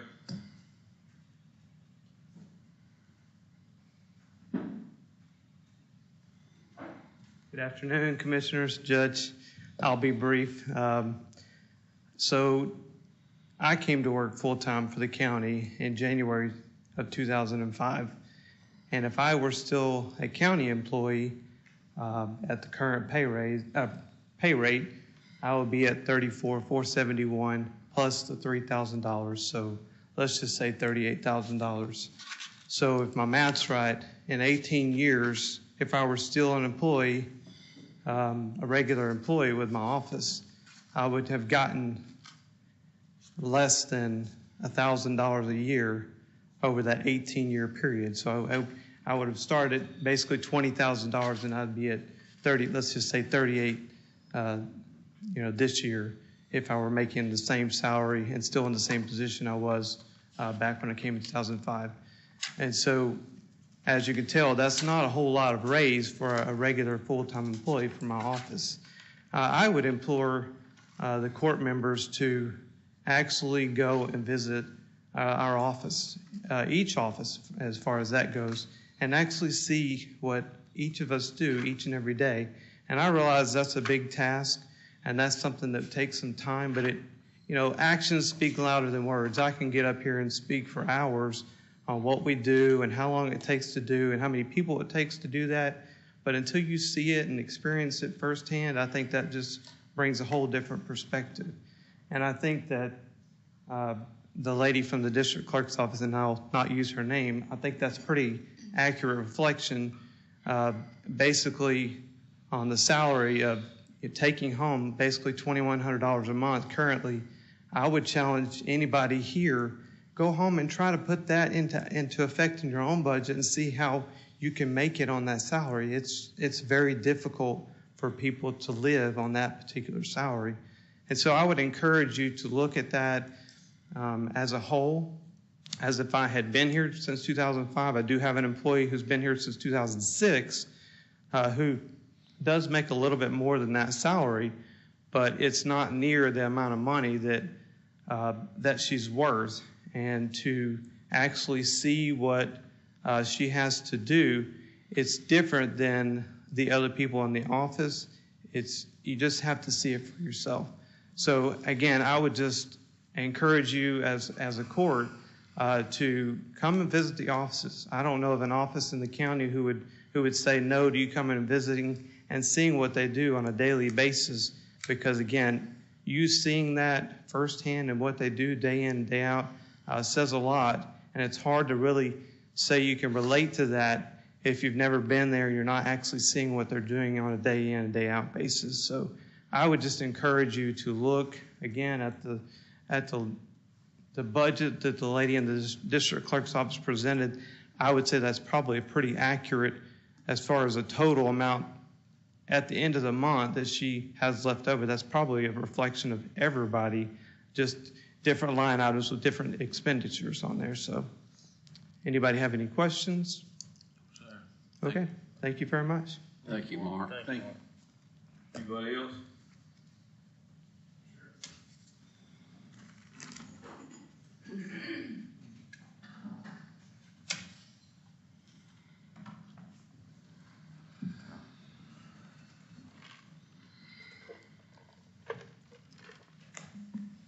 Good afternoon. Morning, Sheriff. Afternoon, Sheriff. I'm doing all right. We've got a lot of things Nick prepared on our budget and we worked out on. You got your chart there? I don't have the chart. Oh, go ahead. I was hoping, do you have your, Can you turn one light back on? do you have your, big notepad handy that you used during the last workshop? Oh, you talking about? Your big Whiteboard. notepad, white? Oh, yeah, it's in there running. I'm sorry. It's in there running. What do you want to do? I'm trying to remember if there's any markers. I might have to go get one out of my office. I think those either dried up or you couldn't read them. They weren't big enough. They go bad on you sometimes. I may have left one in there on me. I'm not sure. If not, I'll go get it.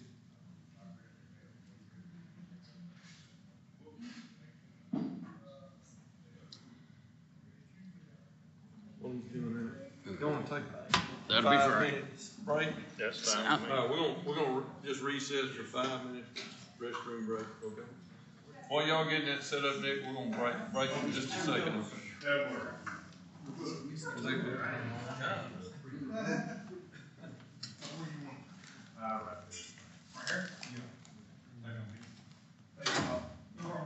All right.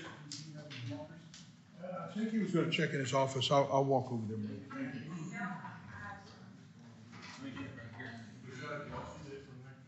Where your stakes are? Okay, just making sure. Right. Let's go, Rashad. I am. How are you?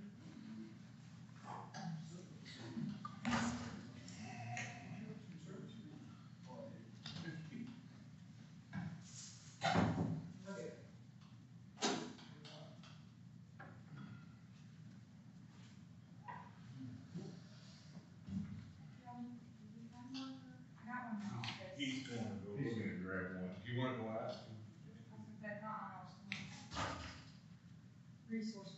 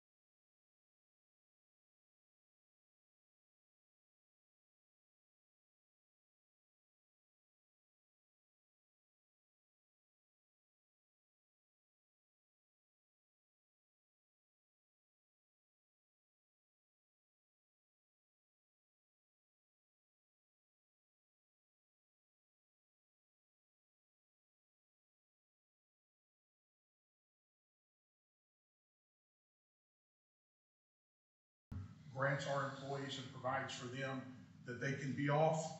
I think it's 10 different ways to not get fired for being off too much. Sick leave, vacation time, holiday time, administrative leave if granted, military leave or military obligation, FMLA that's required, and we provide that available to them. Personal leave for like bereavement or stress. Comp time, jury service, and training that's mandated by the state. So all of those things take personnel away from the sheriff's office for legitimate reasons. Nick did an average of their vacation and holiday entitlements and just 2 sick leave days a year.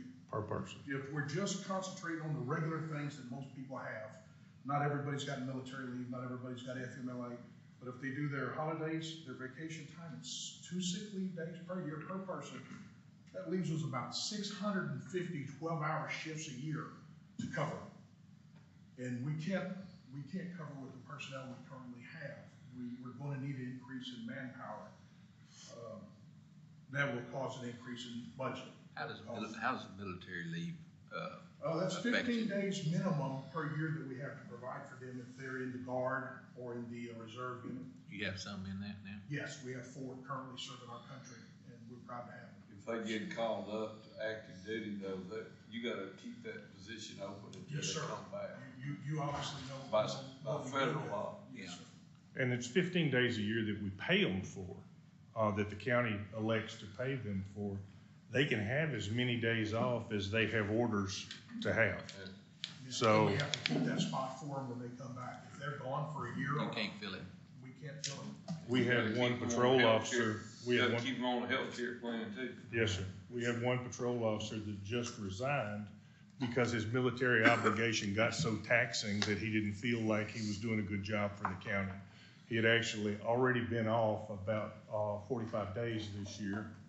And additionally, he was already had orders to be off 2 weeks in each of the months from now till the end of the year. So, and then he was going to deploy for a year. So he just elected to resign on his own. He came to us. We completely offered to hold his position for him because we value the members of our military that work for us. But he felt like it was unfair to the agency and unfair to his family not to spend every bit of time he could spend with them when he was fixing to be gone. Go ahead, Sheriff. There's some other budgetary items and different line items that Nick wants to talk about that you've got outlined there. Yeah, I want to talk about that 650 shifts a year.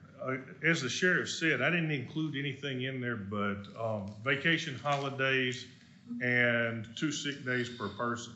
Currently, we have some openings. We have 3 openings in the jail. We have some prospective applicants to hire for that. We're actually getting applications thanks to the change in our salary rate and some of the other things that have been done.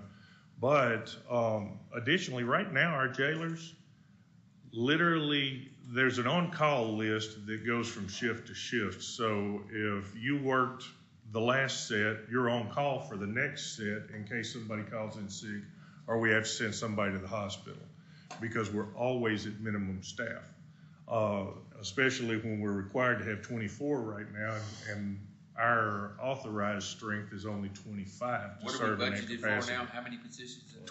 With 34 in the jail total, but only 25 of those work in inmate supervision. So realistically, as we're budgeted for those 25 positions and we have 3 openings, well, you can do the math. It's already, we're already 3 short on filling that capacity. Additionally, if you got anybody out, we had a detention officer that was hurt during a fight with an inmate and wound up having to have shoulder replacement. He's been off on workman's comp for several months now. He had some complications from the shoulder replacement. So he's out of commission. We have another one that got hurt off duty. So he's out of commission and waiting to see a specialist for his injury. And then we have 2 that are pregnant. Congratulations to them. But it's something we need to plan for because they'll be off on FMLA after the first of the year for however long, up to 12 weeks each that they choose to be off. So those are the kind of the situations that we're facing as far as personnel goes. So what the sheriff and I would ask for is to fund 6 positions out of general fund and then fund the other 6 positions that we need out of the grant funds after the first of the year. But we're out of compliance now then. If we got 235 today, We're 235, we're good for 5 more people. We get 5 more bodies, we're staying in compliance with overtime right this minute. but some of them are having to do the overtime. They never get a full set of days off, commissioners. They're going to get called in on at least one of their days off every time they have a set off. And, you know, that just leads to employee frustration and burnout. And these folks carry the load. They do a good job back there. And anybody that thinks their job is as tough as theirs ought to go spend a couple of shifts back there with those guys in the jail and getting pee and other bodily fluids thrown on them or at them and stuff like that. You know. Came in Friday morning, and by 8 o'clock that morning, as they started an early shift, 12-hour shift, they'd already had 2 fights in the jail that day and had to use the pepper disbursement guns twice before 8 a.m. So it's a dangerous job. It's a stressful job. And part of what leads to that additionally is being short-staffed. There's not enough bodies there, so the inmates think they can try them. And, you know, hopefully, as we get more bodies back there, the inmates will look up and see 4 jailers standing in front of them and they go, well, let me rethink this. I want to jump on to this other, if that's what you want me to do, Sheriff. Well, I want just a second about, that sounds like a big number to ask for the chief, that 6 to be funded by the grant and 6 to be funded by general fund. But that's to be able to hire the necessary amount. And it also is going to be to help recruit and retain personnel in other parts of the sheriff's office and commission. Because there's a couple of things happening statewide out of the last legislative session that are going to create recruiting problems from law enforcement, particularly sheriff's offices across the state. One, we passed some school safety act, and that's great on the surface. Put a police that requires armed personnel on each campus in the state. There's 1,250 school districts. That's not the campuses. Dallas only counts as 1 school district. How many campuses do they have? How many does Houston, Austin, San Antonio have? So if they're going to add police officers, where are they coming from? A place that we don't have enough to begin with. The state civil service law has changed. There's no longer a maximum civil service age. It used to cut off at 36, 41, or 44, depending on local civil service law. That's being repealed September 1. If they can pass the fitness test on the first day they take it, they're good. They can get hired at 45, 50, 55 if they can pass it. And it's going to cut into the personnel that are available for non-civil service agencies, particularly more rural agencies like sheriff's offices. I was at conference with 191 of the 254 sheriffs in Texas recently, and that was one of the big topics of discussion is where is this pool of personnel going to come? We're going to have to grow them at home. We're going to have to train them here. For the first time ever in the sheriff's office, we ran cadets, and that, you know, we're learning, we're growing and learning. They did it in the past, but they worked their regular shift as jailers, and they made them go to the academy at nighttime or on weekends and on their personal time. And that made them tired in dangerous situations to be fatigued in an already dangerous job. Also, it's a different market today than it was 10 years ago or 20 years ago. You have to offer these recruits something that they find value in, and providing them the training, the job-specific training for these skills that are necessary to be a deputy is one of those things. We're going to have to fund enough jailers so we can send to the academy at a time and put them on that service contract that you guys approved, where they have to repay us by staying here 2 years. And we'll always have a steady stream of deputies to move into our patrol positions to provide public safety and security across the whole county. Where our goal there in the county is 4 per shift, and that's to cover 1,200 square miles roughly of Anderson County. And to put it in perspective, Palestine PD covers about 4 per shift, I think, but our land mass is 55 times larger than the city of Palestine. So What's our capacity? What's our full at the jail? We have 300 beds in the jail. We can only fill a maximum of 270 to stay in compliance with jail standards. They require Classification. 10% open for classification. I got you. So that puts us way over what we need. Yeah, go into those I lines. guess, let me ask a question. We're talking $760,000 for 12 jails. Yes, sir. Okay. And I'm just asking the question, okay? Yes, sir. But when we first sat down and talked, Mm-hmm. you knew you had these extra expenses. Yes, sir. And you told me that you were not wanting to put a raise in for the deputies and the jailers and the telecommunicators. Well, that wasn't what I actually Well, said. I mean, It may have been the way it was interpreted, Okay, Judge. but in What other I words- said was we Let me weren't. finish. Oh, I'm sorry. Let me finish, okay? Because it kind of shocked me, Mm-hmm. and I wasn't gonna do it, okay? But that's the way I understood it. There wasn't gonna be a raise for anybody in the sheriff's department because the court had done so many raises in the past. But I felt like they needed to be included, so I did it, okay? So that's when I put the 2,000 in and then the cert pay. So I'm just saying, we're talking $760,000. Yes, sir. And that's why I can't, with the $500,000 knowing that's coming, and the six jailers, I felt like that was gonna get us, because that's what I understood you asked for to begin with, was 6 jailers. And so I added that into the $500,000. But I wasn't gonna leave the sheriff's department out of the raises, and you see they were included, okay? Yes, sir. We appreciate you. We think you misinterpreted what was said, though. We said we would not ask for any adjustment outside, to salary outside of what the Commissioners Court would do for all employees. Because I've heard that before from you. You like to treat everybody the same, be fair and across the board. We didn't want to come in here with some special proposal on a specific pay raise for them, that we would ask for just whatever was 2,000 in this case. And we wanted to add some money in the stipends, and you've seen those. We put those in there to address some of the things you said back when you first took office here in Commissioner's Court. You wanted to attract and retain experienced personnel, because experienced personnel cost the county less to operate. You get it's direct correlation. There's empirical evidence and research that shows that as experience levels go up, fleet accidents go down, use of force go down, and public complaints go down. That ultimately cost the county less money. But that must have been an interpretation or a misstatement.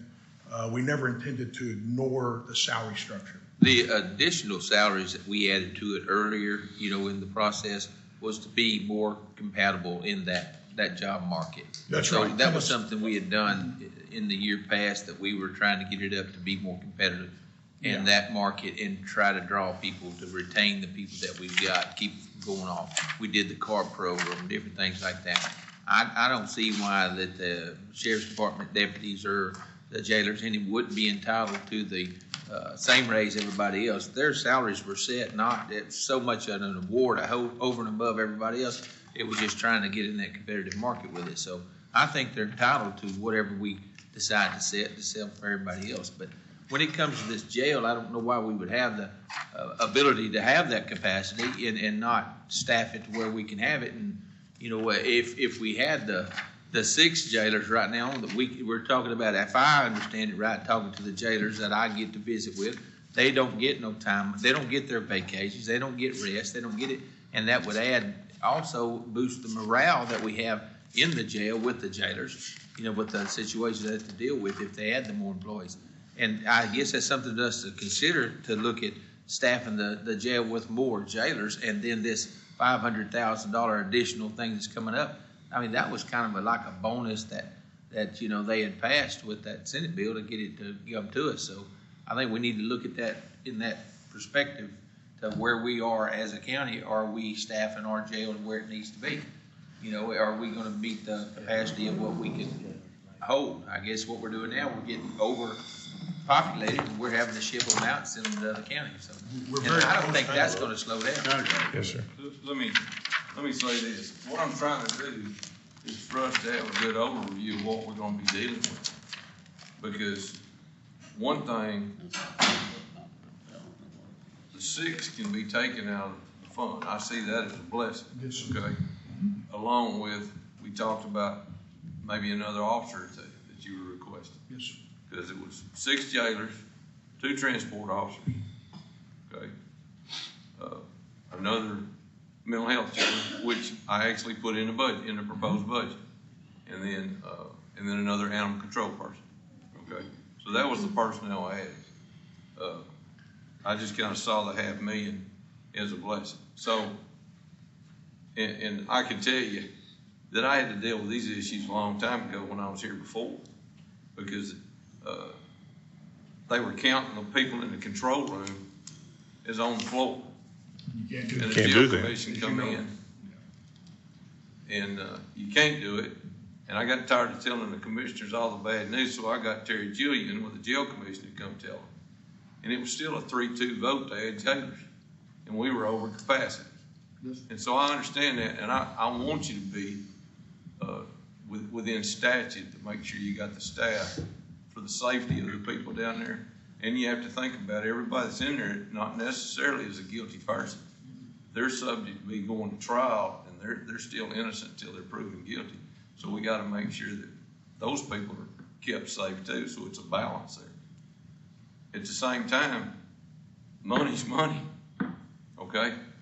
So we're talking about, and I'm just letting everybody think about this. We're talking about cutting the tax rate. That's why I didn't want to cut it as much out of the general fund, because I knew we're dealing with these issues. So we're talking about cutting the tax rate and cutting out. I mean, if we went down a little below the no new revenue rate like we talked about, that's $2 million right out of the general fund. So I'm saying we're talking about increasing expenses and at the same time cutting the tax rate more than we have to. So I just stating facts. So in the decision making, if we're fixing to add just out of the general fund about $380,000,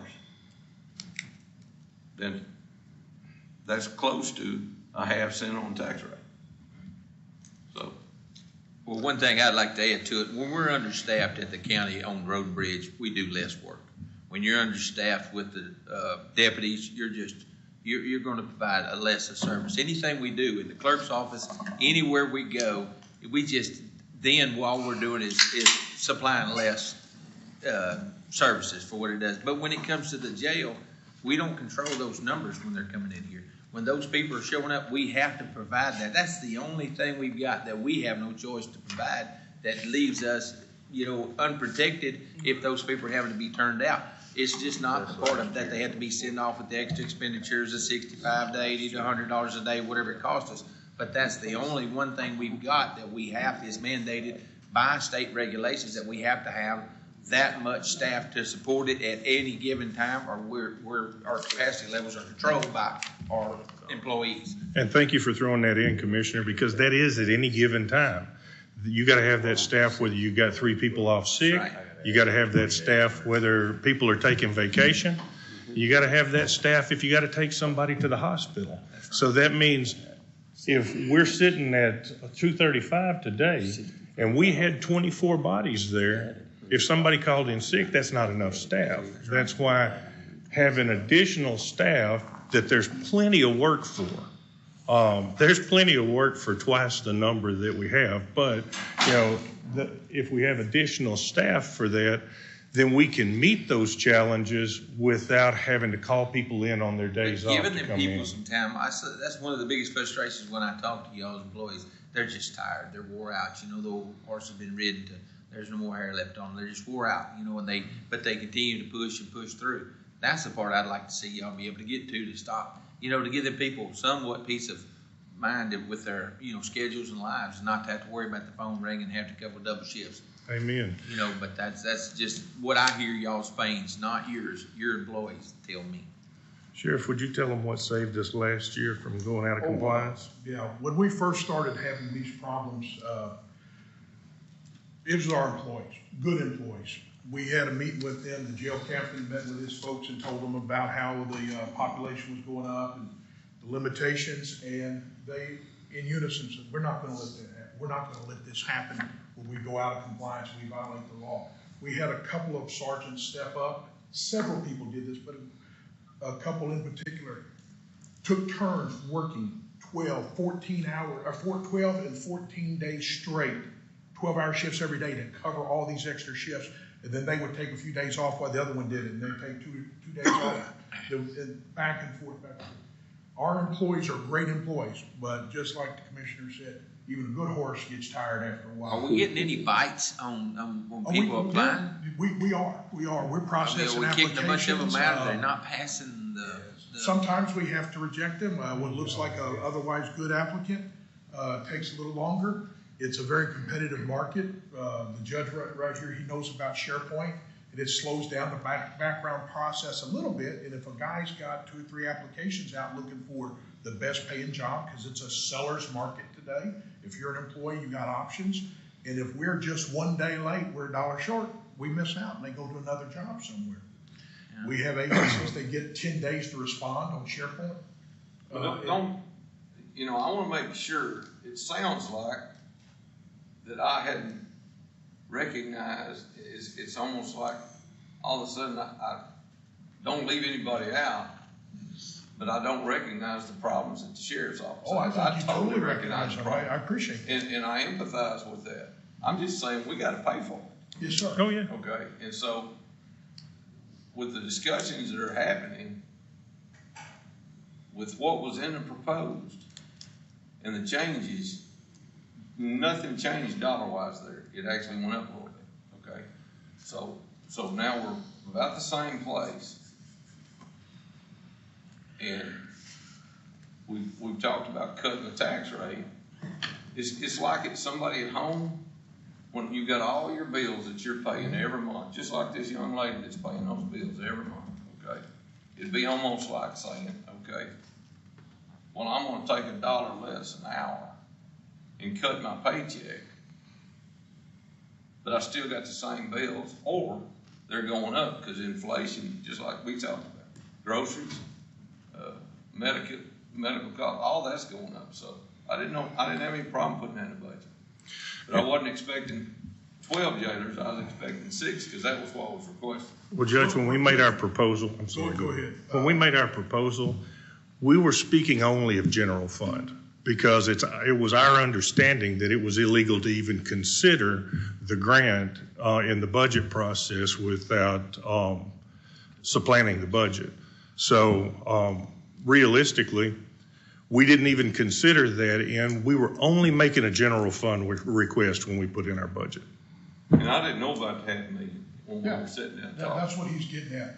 Is when we sat down and did that, when did we send that? June 1st? No, it was in July, I believe, when I sat down with the judge.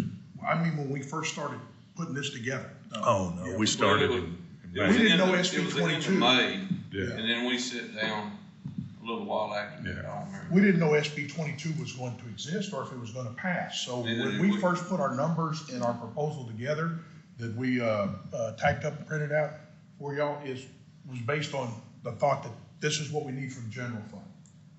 And then now that we have that blessing, as you called it, that's great. That will allow us to do a much better job for the community by that blessing for the next 2 years. But it doesn't change the fact that the numbers dictate that we're going to need additional jailers. And we need to be able to start creating some homegrown deputies by putting them to work in the jail, let them work for about a year and see what kind of employee they are, and then giving them the opportunity to go to the academy if they're a good employee and they're selected to go. Even if we have to put them back in the jail when they're done because we don't currently have an opening on the street, that gives us a ready supply of deputies to put to work without having to be without. Something the legislature did is they reduced the requirements to hire people in the jail. And you don't have to be a U.S. citizen now to be hired in the jail. I don't necessarily agree with that because it's always you have to be a U.S. citizen to work in there with people coming across the border like they are. I want to make sure that we got good quality people because they lowered the hiring standards in Rampart, California. And it wasn't that cops became criminals, it was criminals became cops. So I think about it, I want you to have good quality people that are gonna take care of our people, that are not gonna come in for with some kind of other reason. Maybe they didn't have maybe they sent somebody in here across the board that didn't have a criminal record, and they try to get into places, but they've got nefarious ideas, so that's something to be considered. We want to hire the best that we can find. I understand, we can assure you. No, there is gonna be another pool out there of people that couldn't in the past go to work in a jail. And Judge, we can assure you our hiring standards have not been reduced at all. All right, well, I think we've beat that horse to death. So unless there's any questions about it, I'll move on. All right, we're filling positions, so we have less and less, thankfully we're filling positions. So we have less and less unexpended salary money to backfill overtime with. And I think if you're looking at the budget, you can see in the last 3 years, we've exceeded the overtime on both patrol and the jail by quite a bit. Now the jail, we exceeded it because it was short. Patrol is kind of a misnomer if you look at just 2022, is because we were at about 50% staff for most of 2022. So, you know, that is a non-issue. I didn't put it in the original budget request for that amount, but we would ask that the overtime budget for patrol be funded at $50,000. In the event that there are no additional jailers other than the 6 that we talked about, I would request that we fund the jail at $150,000 in overtime. If we do the full 12 jailers that was requested, then I would only ask for $50,000 in overtime in that line. On the 305 budget, the sheriff's side, cell phones the request was for an extra $15,000 for cell phones because that's what the bill cost. $14,000 was included in the proposed budget. I'd request at least another $1,000 in there to cover the bill itself. That's if we don't break a phone that's not, we've not had a year or something like that and we have to replace it. That costs additional money that we'd have to take out of somewhere. Vehicle parts and equipment. As all of you know, you're running equipment and parts are getting more expensive. The judge proposed an increase of about $5,000 in the proposed budget. I'd ask for another $20,000 to cover those increased costs. Another 20, you said? Yes, sir, to make it a total of $60,000 in that budget line. And they say never give money back, but we got $12,000 in strays, and especially the way we've been going, I think we can manage with 10.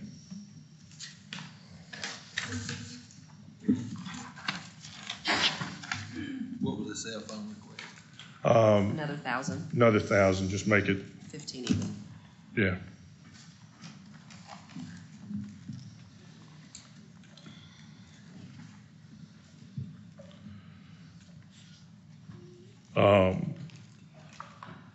On supplies in the jail, I had asked for $100,000 in supplies. We hit around $86,000. I've answered questions about this. It was hard to budget for supplies when we first got here in the jail because supplies were coming out of 2 different lines in the budget. They were coming out of groceries and supplies, which Megan has graciously renamed Contract Food Service now, so it doesn't get confused. And they were also coming out of supplies.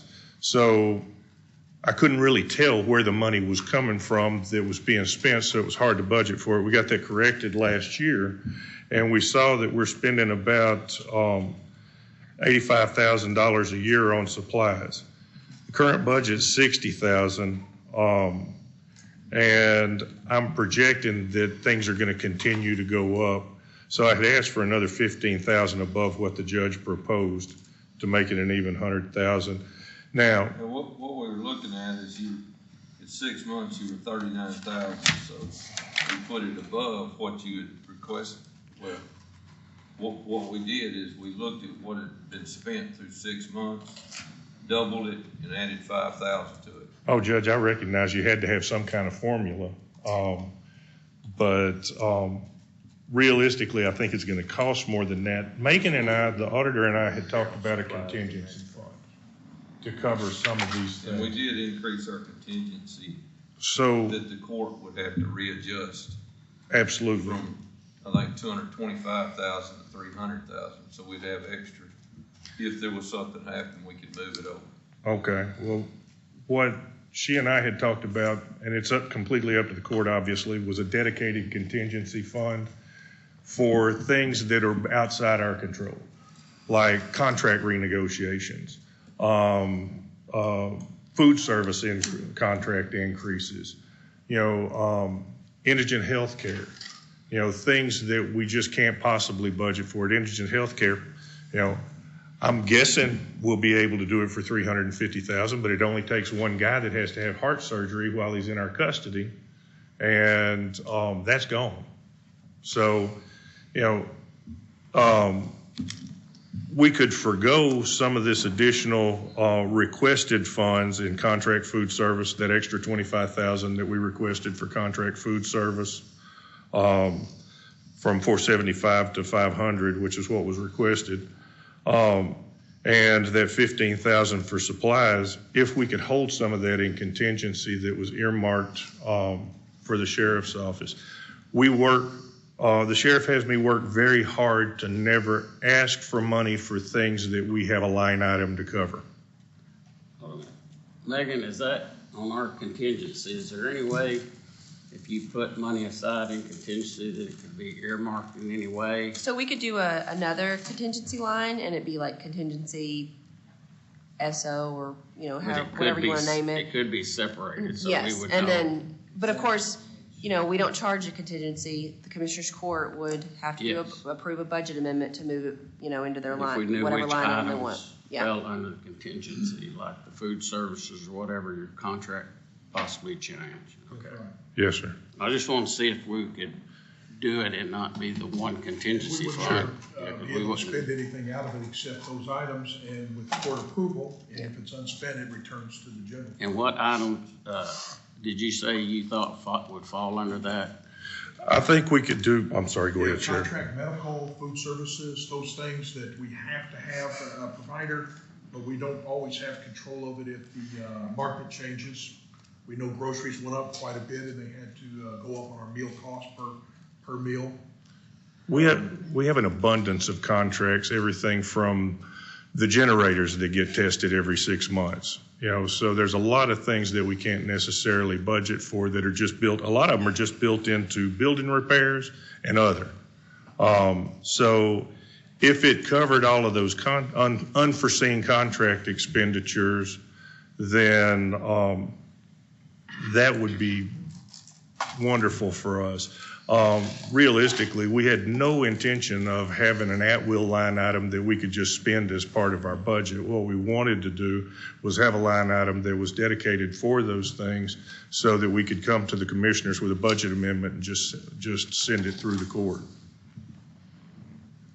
So are y'all is the court talking about having another line item in miscellaneous for the sheriff contingency, or putting a new line item in their budget for contingency? Well, that's kind of what I was. I would rather it be in the what- miscellaneous what- department, but I mean, regardless of where it is, the court has to approve for them to use it. Yeah. Well, I just didn't know where you could put it, for it to be.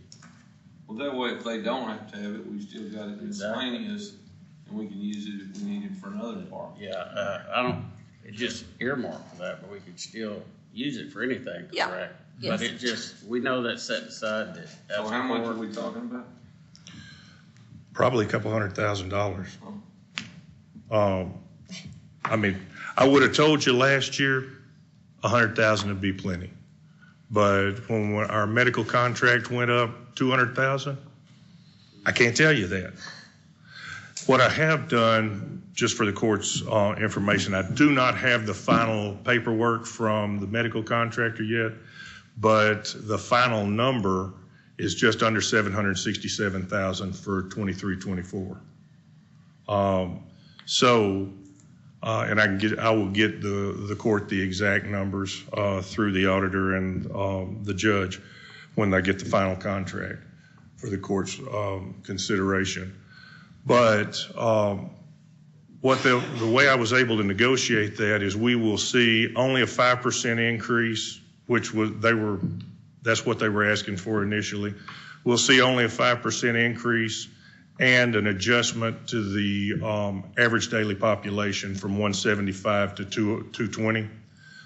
Because even though we're sitting at 235, that we don't want to over budget for the average daily population, because then we're paying for it whether we use it or not. But there was such a disparity between the 175 that we were contracted at on average daily population that we were paying for each of those other inmates every day individually, and it costs more to pay for them that way than it does to budget for them in the ADP. We don't see a scenario where we're going to be under 220 ADP in the foreseeable future. So it only makes sense to budget for 220 and then just pay for the few that are above that. If next year we're at, 245, and that's what we've been for the last 3 or 4 months before the contract comes up, then that would be one of those situations where the contingency fund would come in, because that contract renews September 10th.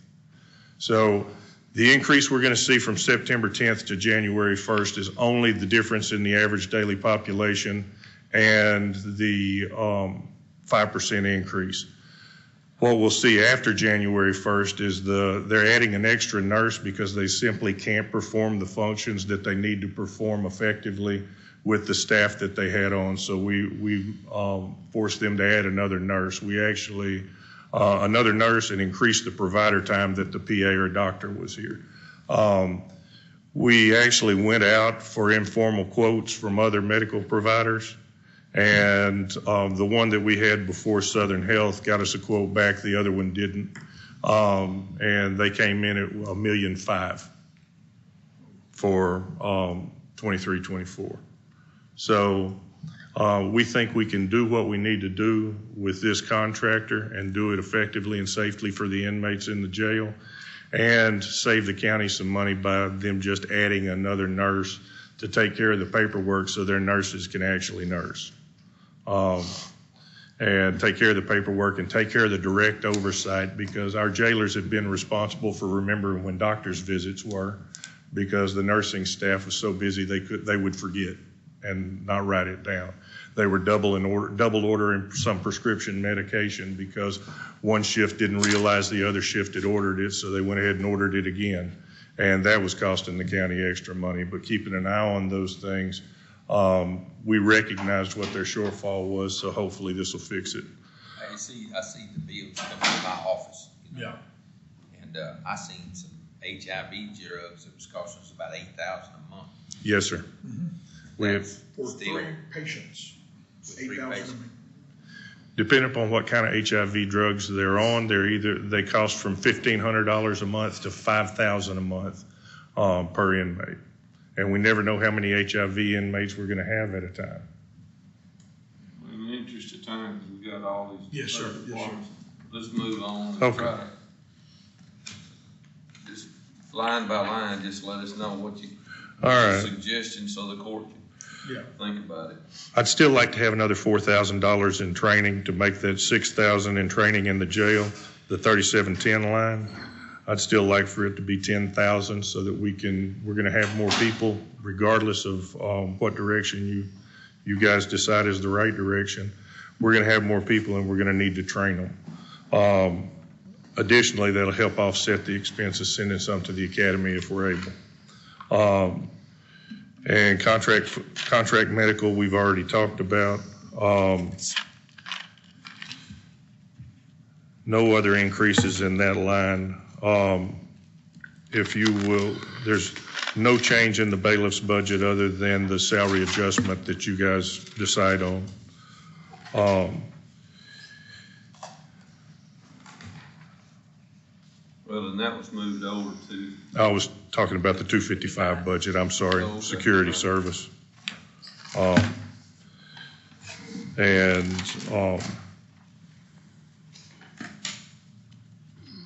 Then collections, 106. no, collections is 116. No, he asked for I'm sorry. 255, for 255. The collections budget and the personal bond office budget is the two that we're talking about right now. I had asked to level the salaries of those two employees since they share duties doing the same things. Even though they have different titles, they both do each other's job. And the difference in those salaries is about $242. So I would like to level the collections office with the personal bond office and make both of them 42,202 plus the 24. Where do I find them there? I'm sorry, the personal bond office is the 312 budget. Collections is on page 29. Okay. I don't have page numbers on mine. I'm sorry, Commissioner. She put page numbers on ours. Okay, all right. I evidently do, but they're not the same as your page Yeah. numbers. So, and then the collections budget is the 116 budget. The bond office is page 51.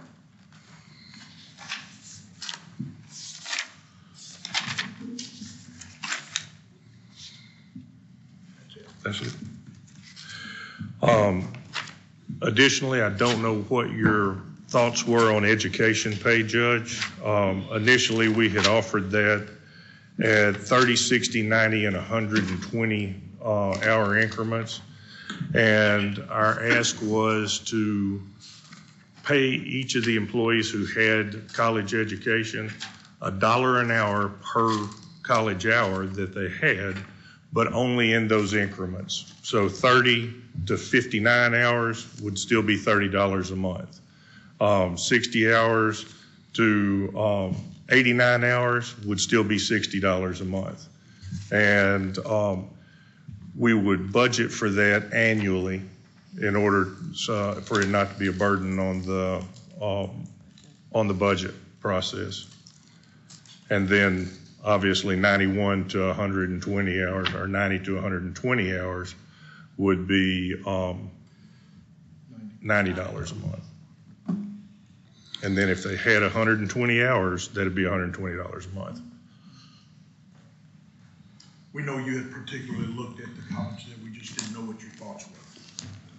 Thank y'all much. I figured, Go to the I next. felt like I put in as much as I could Okay. and have a balanced budget and not eat our fund balance up, so that's kind of what I was looking at. We were looking at some of those programs like certificate pay that the judge put in, and education pay, shift assignment pay, shift differential pay, those types of things as recruiting and retention tools. It helped, people that had been here longer see a reward for that, and it additionally helped us have some recruiting benefit for those professional people that were coming from other agencies.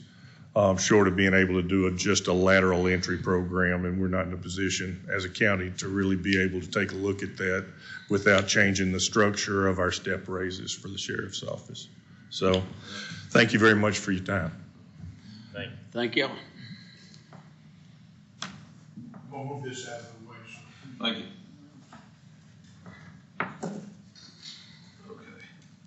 I guess what we need to talk about is some of these either new positions or adjustments or whatever. In addition to the 2,400 as a court, what are you thinking about on some of the new positions? Is it setting this out? It's like the dispatch supervisor was moved to 45, okay, because of the responsibility. I got IT assistant director, which that's kind of a new position because we had an assistant. But trying to set that at 53. And you saw the differences in all the other counties were way above us. And so, looking at that and emergency management with the responsibilities, no overtime, and out there on weekends and nights, taking care of storms, fires, every auto accidents, diesel spills, and all that, so, I mean, of course,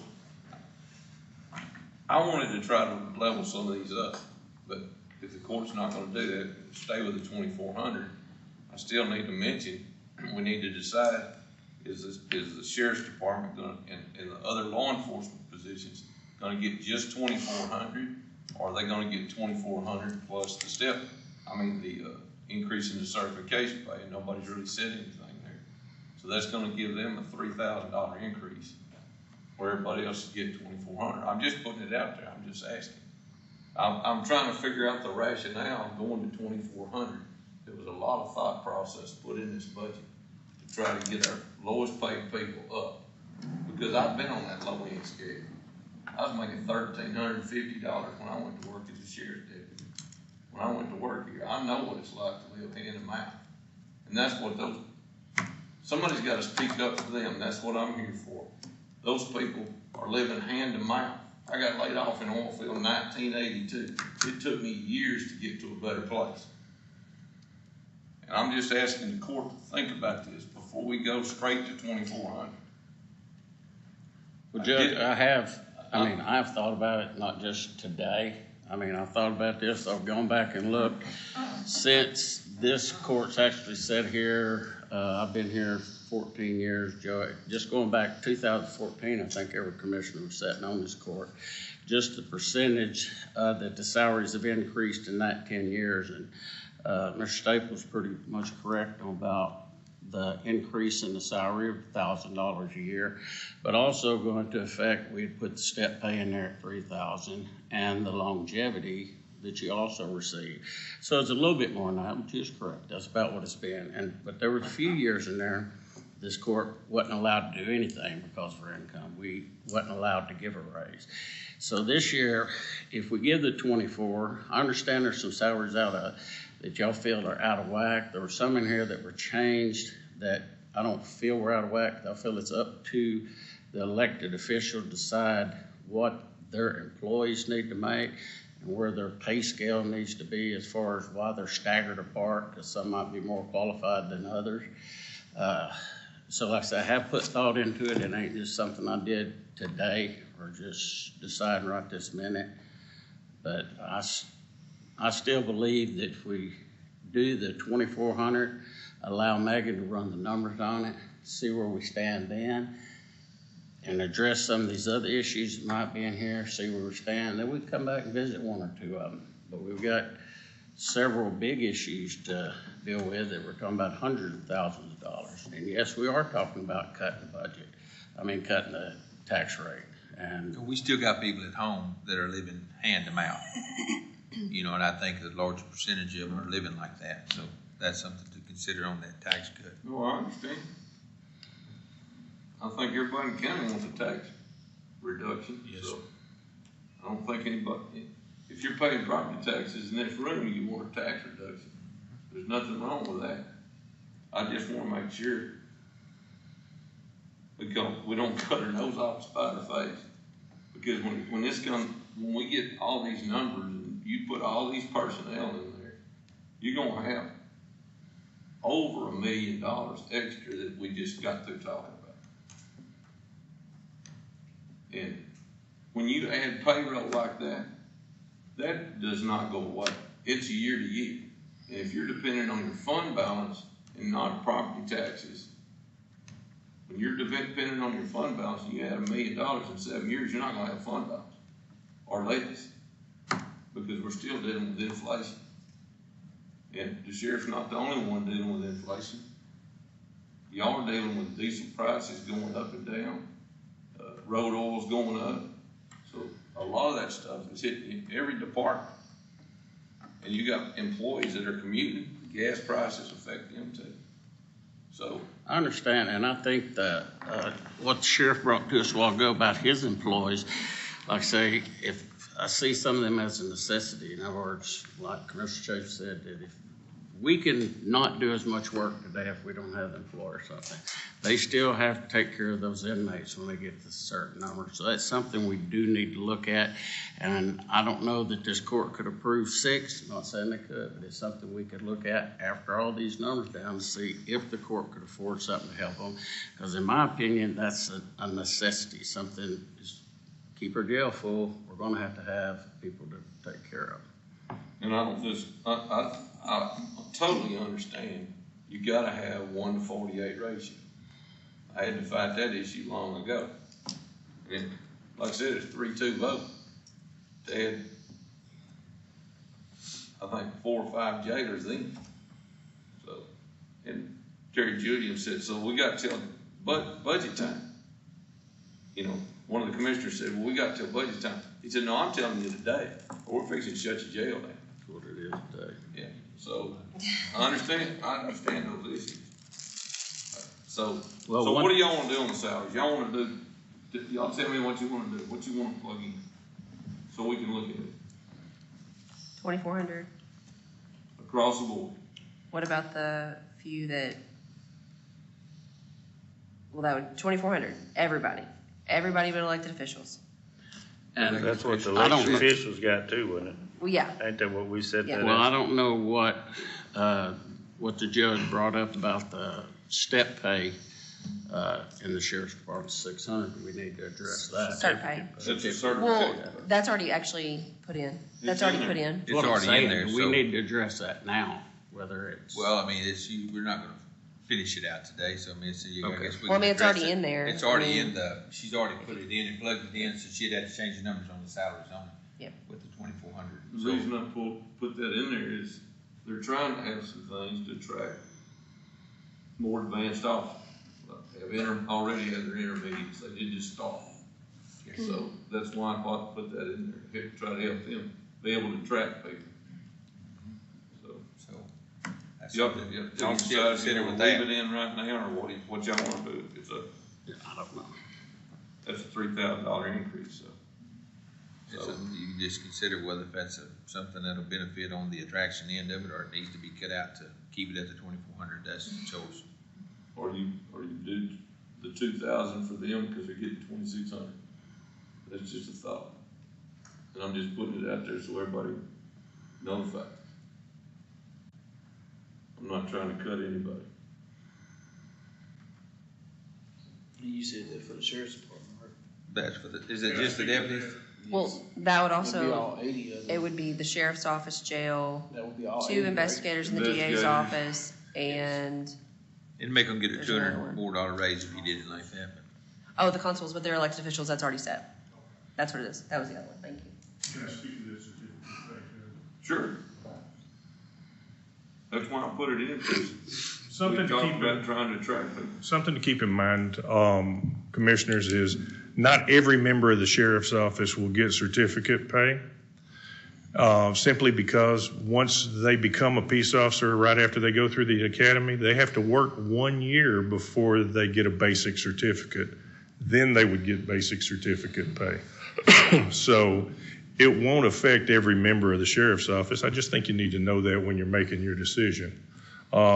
Because we've got a lot of we've got a lot of officers right now that don't have a basic certificate yet because we just sent them through the academy, or they just got out of the academy from somewhere else. Now, we love those that come to us with an intermediate or an advanced or a master's, because they tear up a lot of things between basic and intermediate. So we love those that come to us with already having let somebody else pay them to tear up that stuff. But at the same time, having certificate pay is certainly a great way to attract people that are more seasoned, that have already made those mistakes and learned from And it. how long does it take to get the basic? You said a year? 1 year after they graduate the academy and start field training. Okay. Thank you. So I want to try to make this as easy for Megan to try to plug. She's got to do all these numbers, all of us. There's $200 difference between it. I mean, You think Yeah, that no, it's- I mean, I know, she but I have to I mean, plug you in the could leave it retirement off. taxes and she everything. can plug in the 2,400 and we can. Does the retirement taxes come off that search fund, I guess, too? So, The salary. Okay, so 2,400 across the board. We're just gonna see how that looks, right? Okay. just leave the search in there, we decide if we make cuts, we can cut it. Or, you Anything know, on, if we have to. anything on those positions? So, I just wanna be clear. Anything over 2,400, you're saying take that back out? Yes, sir. For everybody? Yes, sir.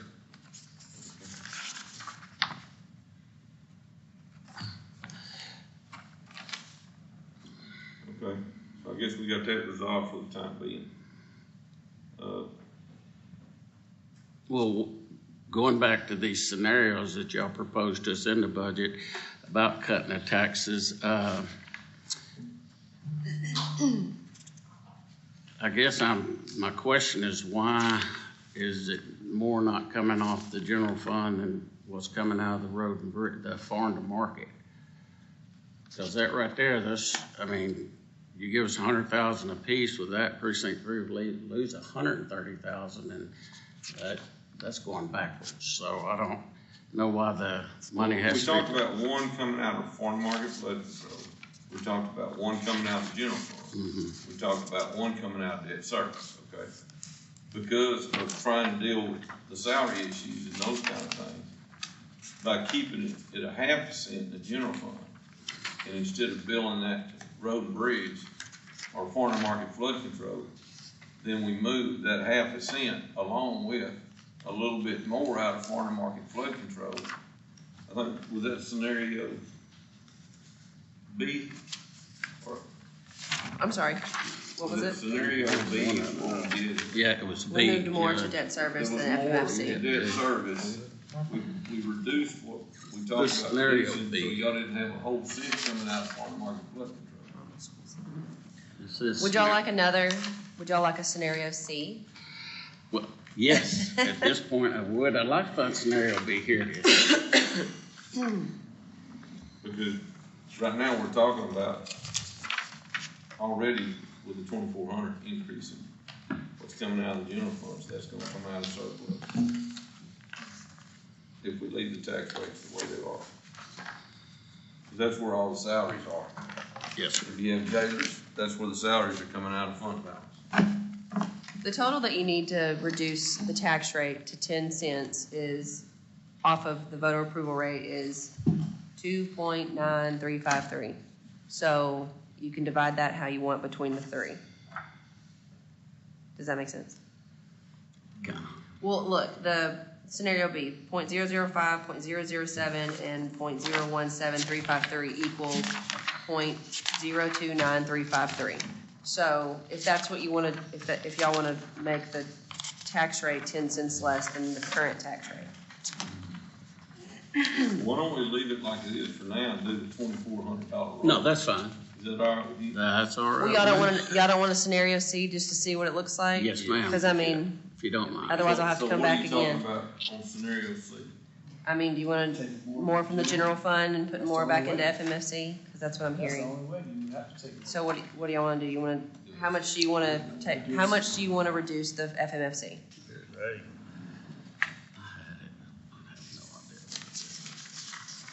You don't need it. What do you think?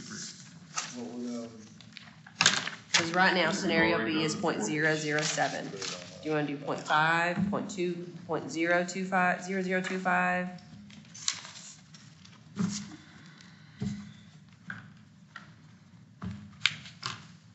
I was thinking if y'all wanted to take, and if you needed some more construction, instead of farm market flood control, just do something in the general fund out of fund balance, another 200,000 and make an extra 50,000 in each road bridge budget. That's gonna get you close to. It's what I gave It's you. not gonna be It's quite a long what you thing. would've gotten farm market flood Yeah. control, but it'd be close. Yeah, I think in that scenario Yeah. B, it looks Yes, like Bo. it's about, 90 or 88,000, so That just keeps, Get it. it might reduce it a little bit, Mm-hmm. but if you did that, then we could leave the tax rates like they are. We just took it, it's like 200,000 more From the general fund. from the general fund balance.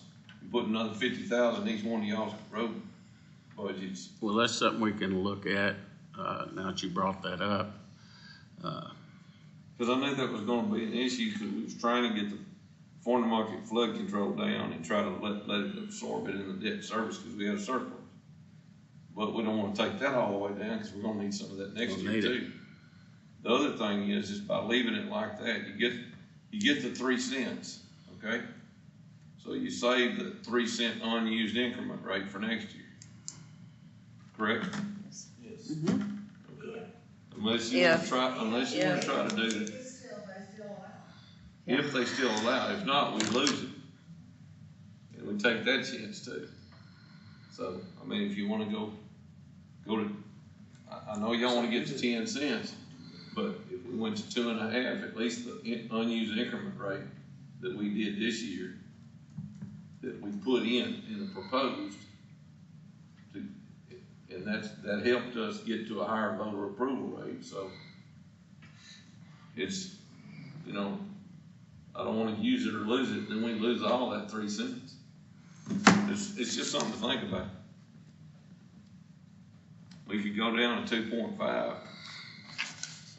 In other words, instead of taking a full 3 cents, taking then another 2 cents, or, you know, 2.5, or 2 cents would give us a little more revenue in the general fund. So, I just don't wanna put us in a bind when we're doing this budget next year either. Because if we use if we lose it, I see that could put us in a pickle a little bit next year. Do you agree, Margie? You understand what I'm saying? Do you agree with me? Yes, but it's the way that it's explained to me is that I really Nobody knows. Yeah. I don't know. I understand. You show us scenarios. What is it? What is the scenario C? That's what she's asking. What do you wanna see? The, more out of the general. What do you want FMFC to be? What do you want that to be reduced by? How much is it reduced by now? On scenario B is 0.007.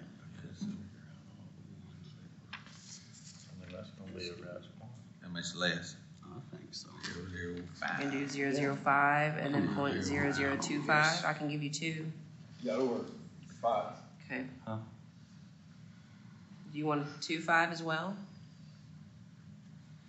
Or no? I think 5 would be the story. Okay. And then the excess will come from the general fund. Okay. If we doing the 2,400 straight across, how much is that gonna save versus the, what we had plugged in? Well, it'll actually raise the expenses, from 100. I got, that's what I did the numbers so y'all know. With exactly what's plugged in the budget right now, the 2,000 across the board, the adjustments and everything, like it is. All the adjustments is 85,190 plus I'll give you a final total, okay? Plus times 1.21 to cover your FICA, okay? Gets you at 103,080. That's 103,080. That's how it is right now. Right now, that's the amount that cost us, okay? To leave it like it is. If you do the 2,400 across the board, it's gonna cost you more. It's gonna cost you $106,480. Now, I spent a lot of time going through there. I got Megan to count the employees. I got Lisa to count the employees again, just to make sure I had my numbers pretty close. I'm not gonna say that that's not off, 201. you know, a little bit, but that's You want close. to ask what number you come up with on the employees? 201 is what she said. 201? 201, 202. 220. 220, I'm sorry. Megan, Don't cut my legs out from under me now. big difference, Megan. 220. No, She's I- been looking Do you know how many at numbers I've too. been We're both- staring at? We're both tired of looking at numbers right now, okay? I was wanting to ask that question, not necessarily, just see what. But I So went you through- saying that's the difference between them, is what it is? So just doing the 2,400 straight across, it's gonna raise it. It's gonna raise the amount we got in, we're gonna have to raise the amount in the budget. If we leave it like it is right now, it costs us $3,400 less. See, I don't see how you. Yeah, I don't know what to do with Well, that. You get that, we can look at Okay, it. what I did is I went through, you know, all the salaries, okay? Everybody out to the right that had over 2,000, I added all the extra over the 2,000 up, okay? And that's the amount that's over the 2,000. And then I went back and I took the number of employees times 400 for everybody. And then I came up and then I multiplied both of those figures by 1.21. So I'm using all the same fractions, okay? So if you want to take that deal, it took me a long I time understand last what you're night, but I saying. did this. So you take and go through every one of them. What I did is here's what it is for every department. So this is the way I did it, okay? Tax office, they got 12 employees, and when you add up everything over 2,000, it was 15,449. When you take the county clerk, it's 8 employees. I'll give you the figures if y'all want them. If you want to write them down, so you don't have to try to do this. Which one are you on, county clerk? Or you just- Yeah, I mean, if you want to just take one sheet of paper and write all this down, then you'll have it all totaled together. And what'd you say, go back to the tax assessor clerk. Okay, tax office, they got 12 employees. Now, some of them, if they were over 38,000, they only got the 2,000. They got the 2,000. Yeah, it was only You're the going ones over the that 2,000. were below 38,000.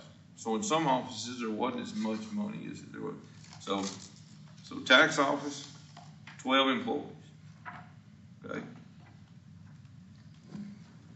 The total for that is 15,449, okay? That was over the 2,000. County clerk. Tell me if I go too fast. No, you go ahead. County clerk, 8 employees. And the amount over the 2,000 was 10,826. Okay. Okay. District clerk, 7 employees.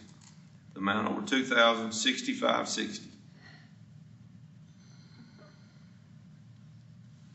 Elections, 2 employees.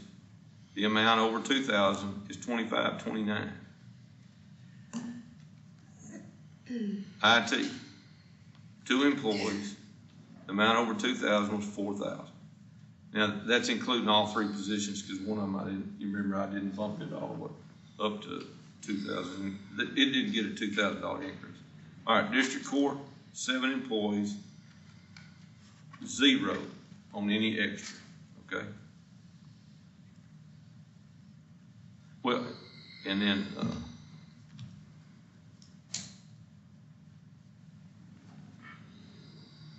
there was 14. I'm trying to remember.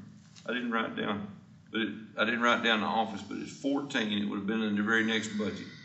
14, and it would have been 1,457.17. That may have been grants or something. I'll have to come back to it. I can find it. Okay. The next one was 3. Are you looking at, are you following me on the salaries, Maggie? I'm sorry. Okay, all I'm right. sorry. Okay, I thought maybe you were. No, I'm sorry. All right, 3 in the next department, and it was 0. There wasn't any extra. JP, 1 employee, over the 2,000, 362.20.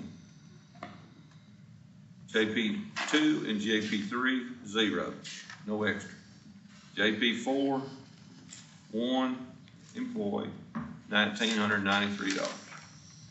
Emergency management, 2 employees, $8,061.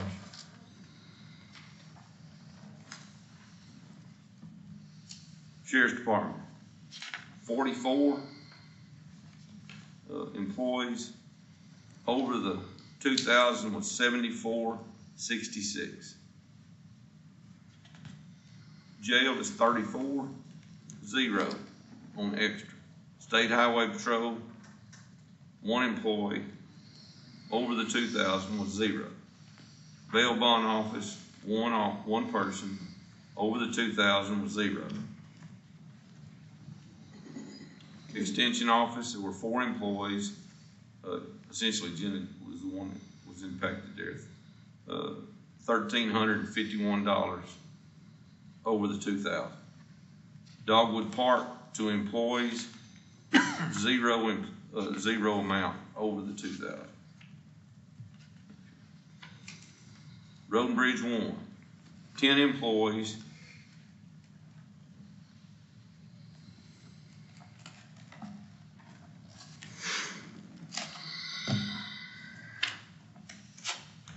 it was a total of $1,290 plus $2,842. I think the $1,290 was for the foreman, okay? And the $2,842 was other employees. Road and Bridge 2, 9 employees, over the 2,000, $69.90. Road and Bridge 3, 12 employees, over the 2,000, $9,382. Road and Bridge 4, 10 employees, and $2,842 over the 2,000, and that would have been the foreman.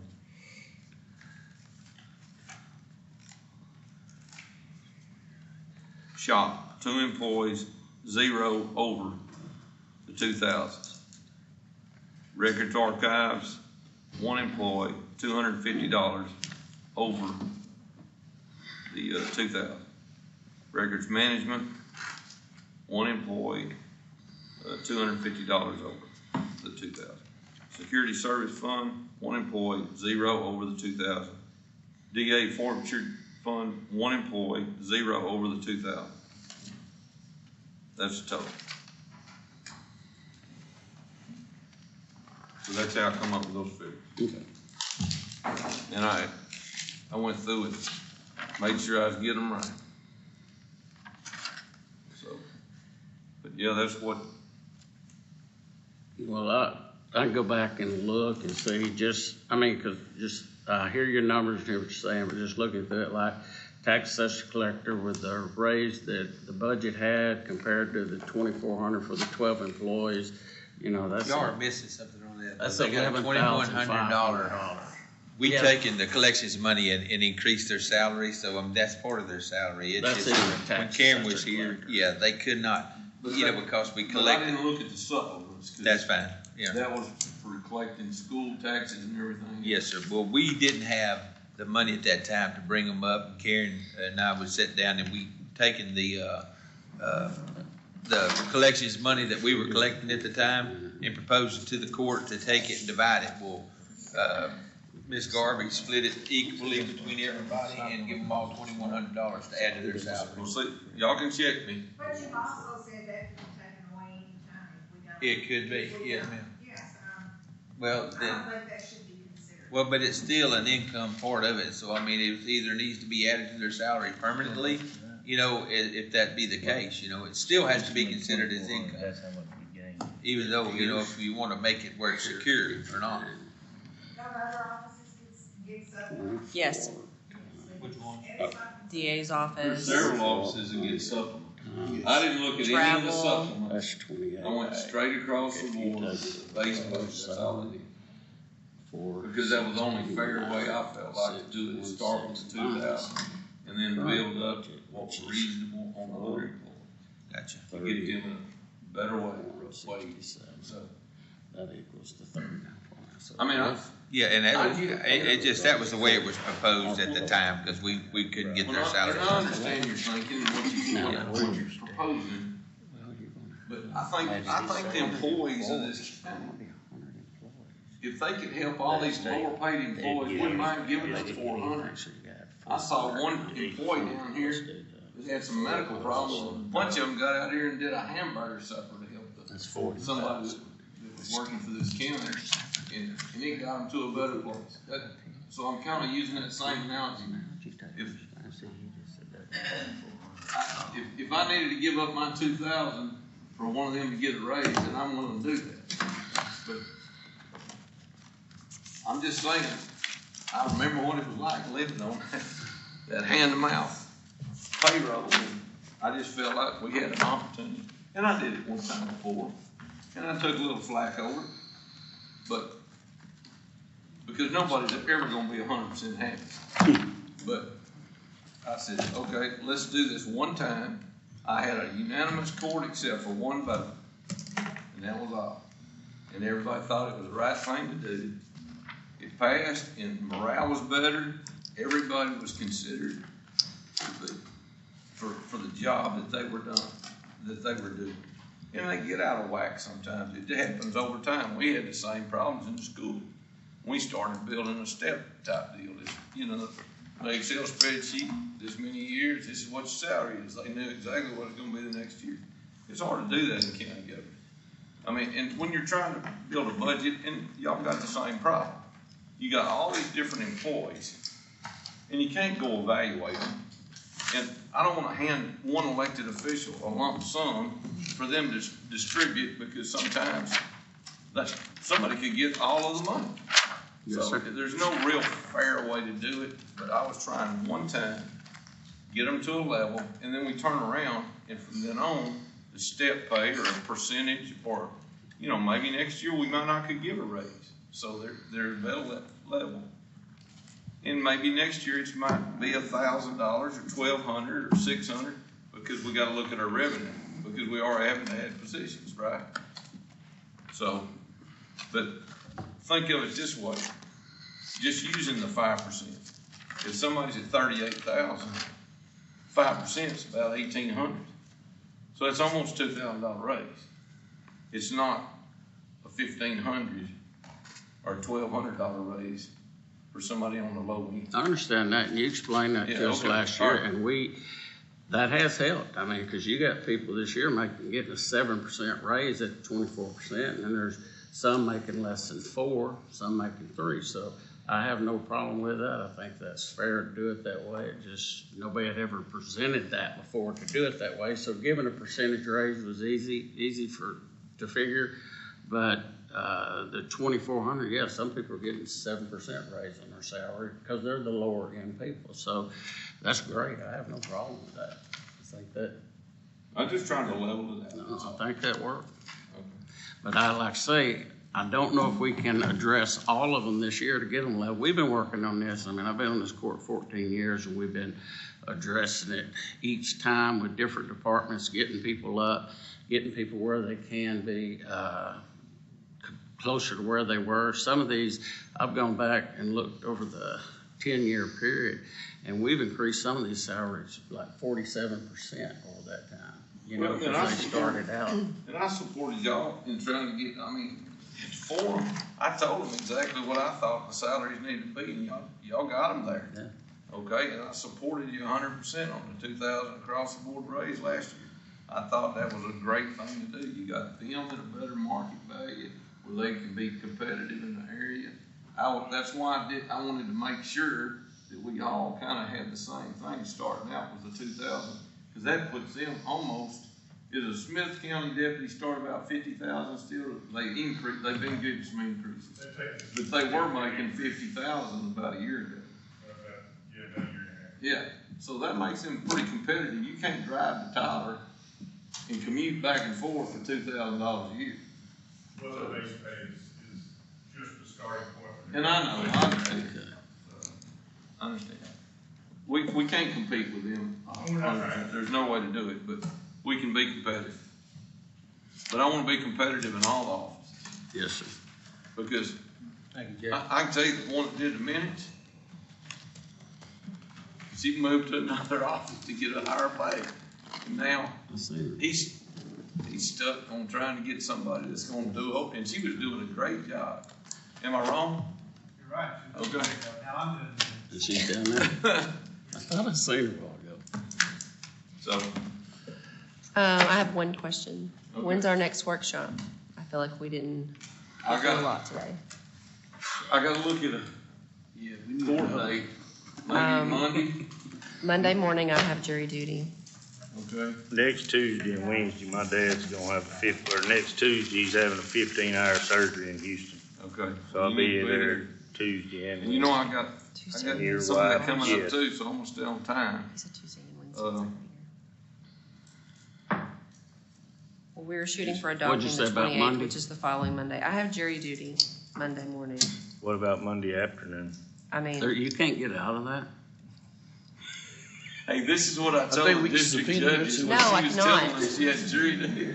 I said, look, I had to show up, people asking me, I said, if I don't show up for jury duty, how can I expect anybody else to show up for my court for jury duty? I'm there. I think Judge. So, anyway, alright.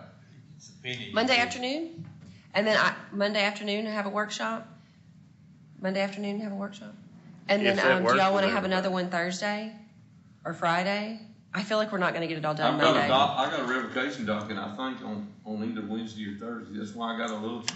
I really feel like we should have one more workshop Okay, well, next let's week. shoot for Monday afternoon Can then. we try to knock it out And then another Monday? one. Depends on what time we get it Well, started Monday. Maybe I'd love to. Monday, okay, I guess What if we set it at 11 o'clock, 11, and we can start, okay, maybe resolve some issues, before I get here. and then take, well, I guess if we had one Thursday, it'd need to be posted by Monday. Takes you about that cell phone. I guess we can figure it out Monday. Or Friday, and then we can post it Monday. if we have to. No, and I'll figure it, I'll tell you what. No.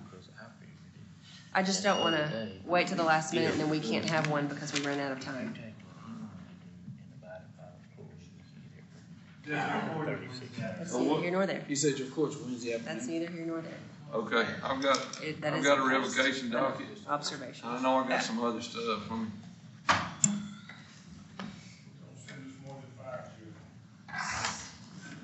So maybe a tentative maybe one we might Friday, what? maybe a tentative one Friday, if we don't get all of it taken care of Monday.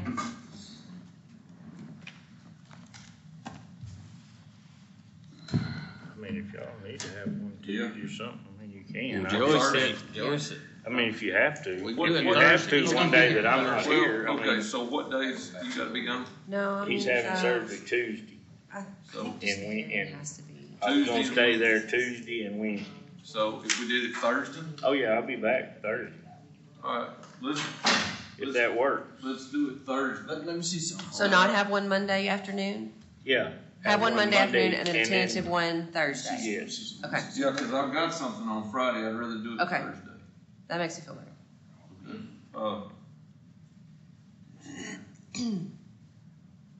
You wanna say Monday at 1? Or do y'all wanna do 11? Or did y'all wanna do 11? Well, I mean, we can do it. No, early. 1 o'clock sounds good. That way you'll I mean, for sure be back and. Sometimes jury's canceled, Yeah, so we can start at 11, is that alright? yeah. Start at 11, then recess at lunch for 45 minutes or something, and then come back. Okay. Oh, yeah. So y'all trying to do Thursday?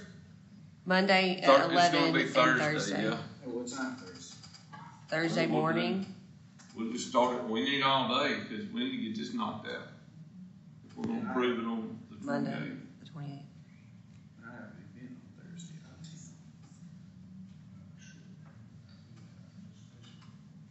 This guy can't. Late today, huh? This is good. What? Yes. Get your adjourned. Alright, we'll do Monday at 11. Monday at 11. Whoops, that's my birthday. Well, we can have a party. Bring a Okay, cake. I have to I'm go. just kidding, don't bring cake, it's not my birthday. I have to go pick up my child, I have to go. Okay. 11 Oh, I o'clock. thought we was gonna work about 7 now. Do you wanna pay $20 a minute picking up cause I didn't pick up my kid? No, you better go get it. Okay, so So we gonna do Thursday, Friday? I tell you what, let's go ahead and do Monday. And we gotta get it done. Yeah, we got it. Minutes to staff. I mean, we start at 11 Monday and come back after lunch, we ought to be able to finish. Did you look, Joey? What time Thursday morning y'all talking about? Mark, did we adjourn? We can do 9:30 on Thursday. All right, I'll see you Friday. All right, we'll do Hey, 9:30. you wanna make a motion to adjourn? I'll entertain a motion to adjourn since everybody's leaving. So moved. Motion by Commissioner Dixon, do I have a second? Second by Commissioner Mims, all in favor say aye. All right, now what'd you say, Judge?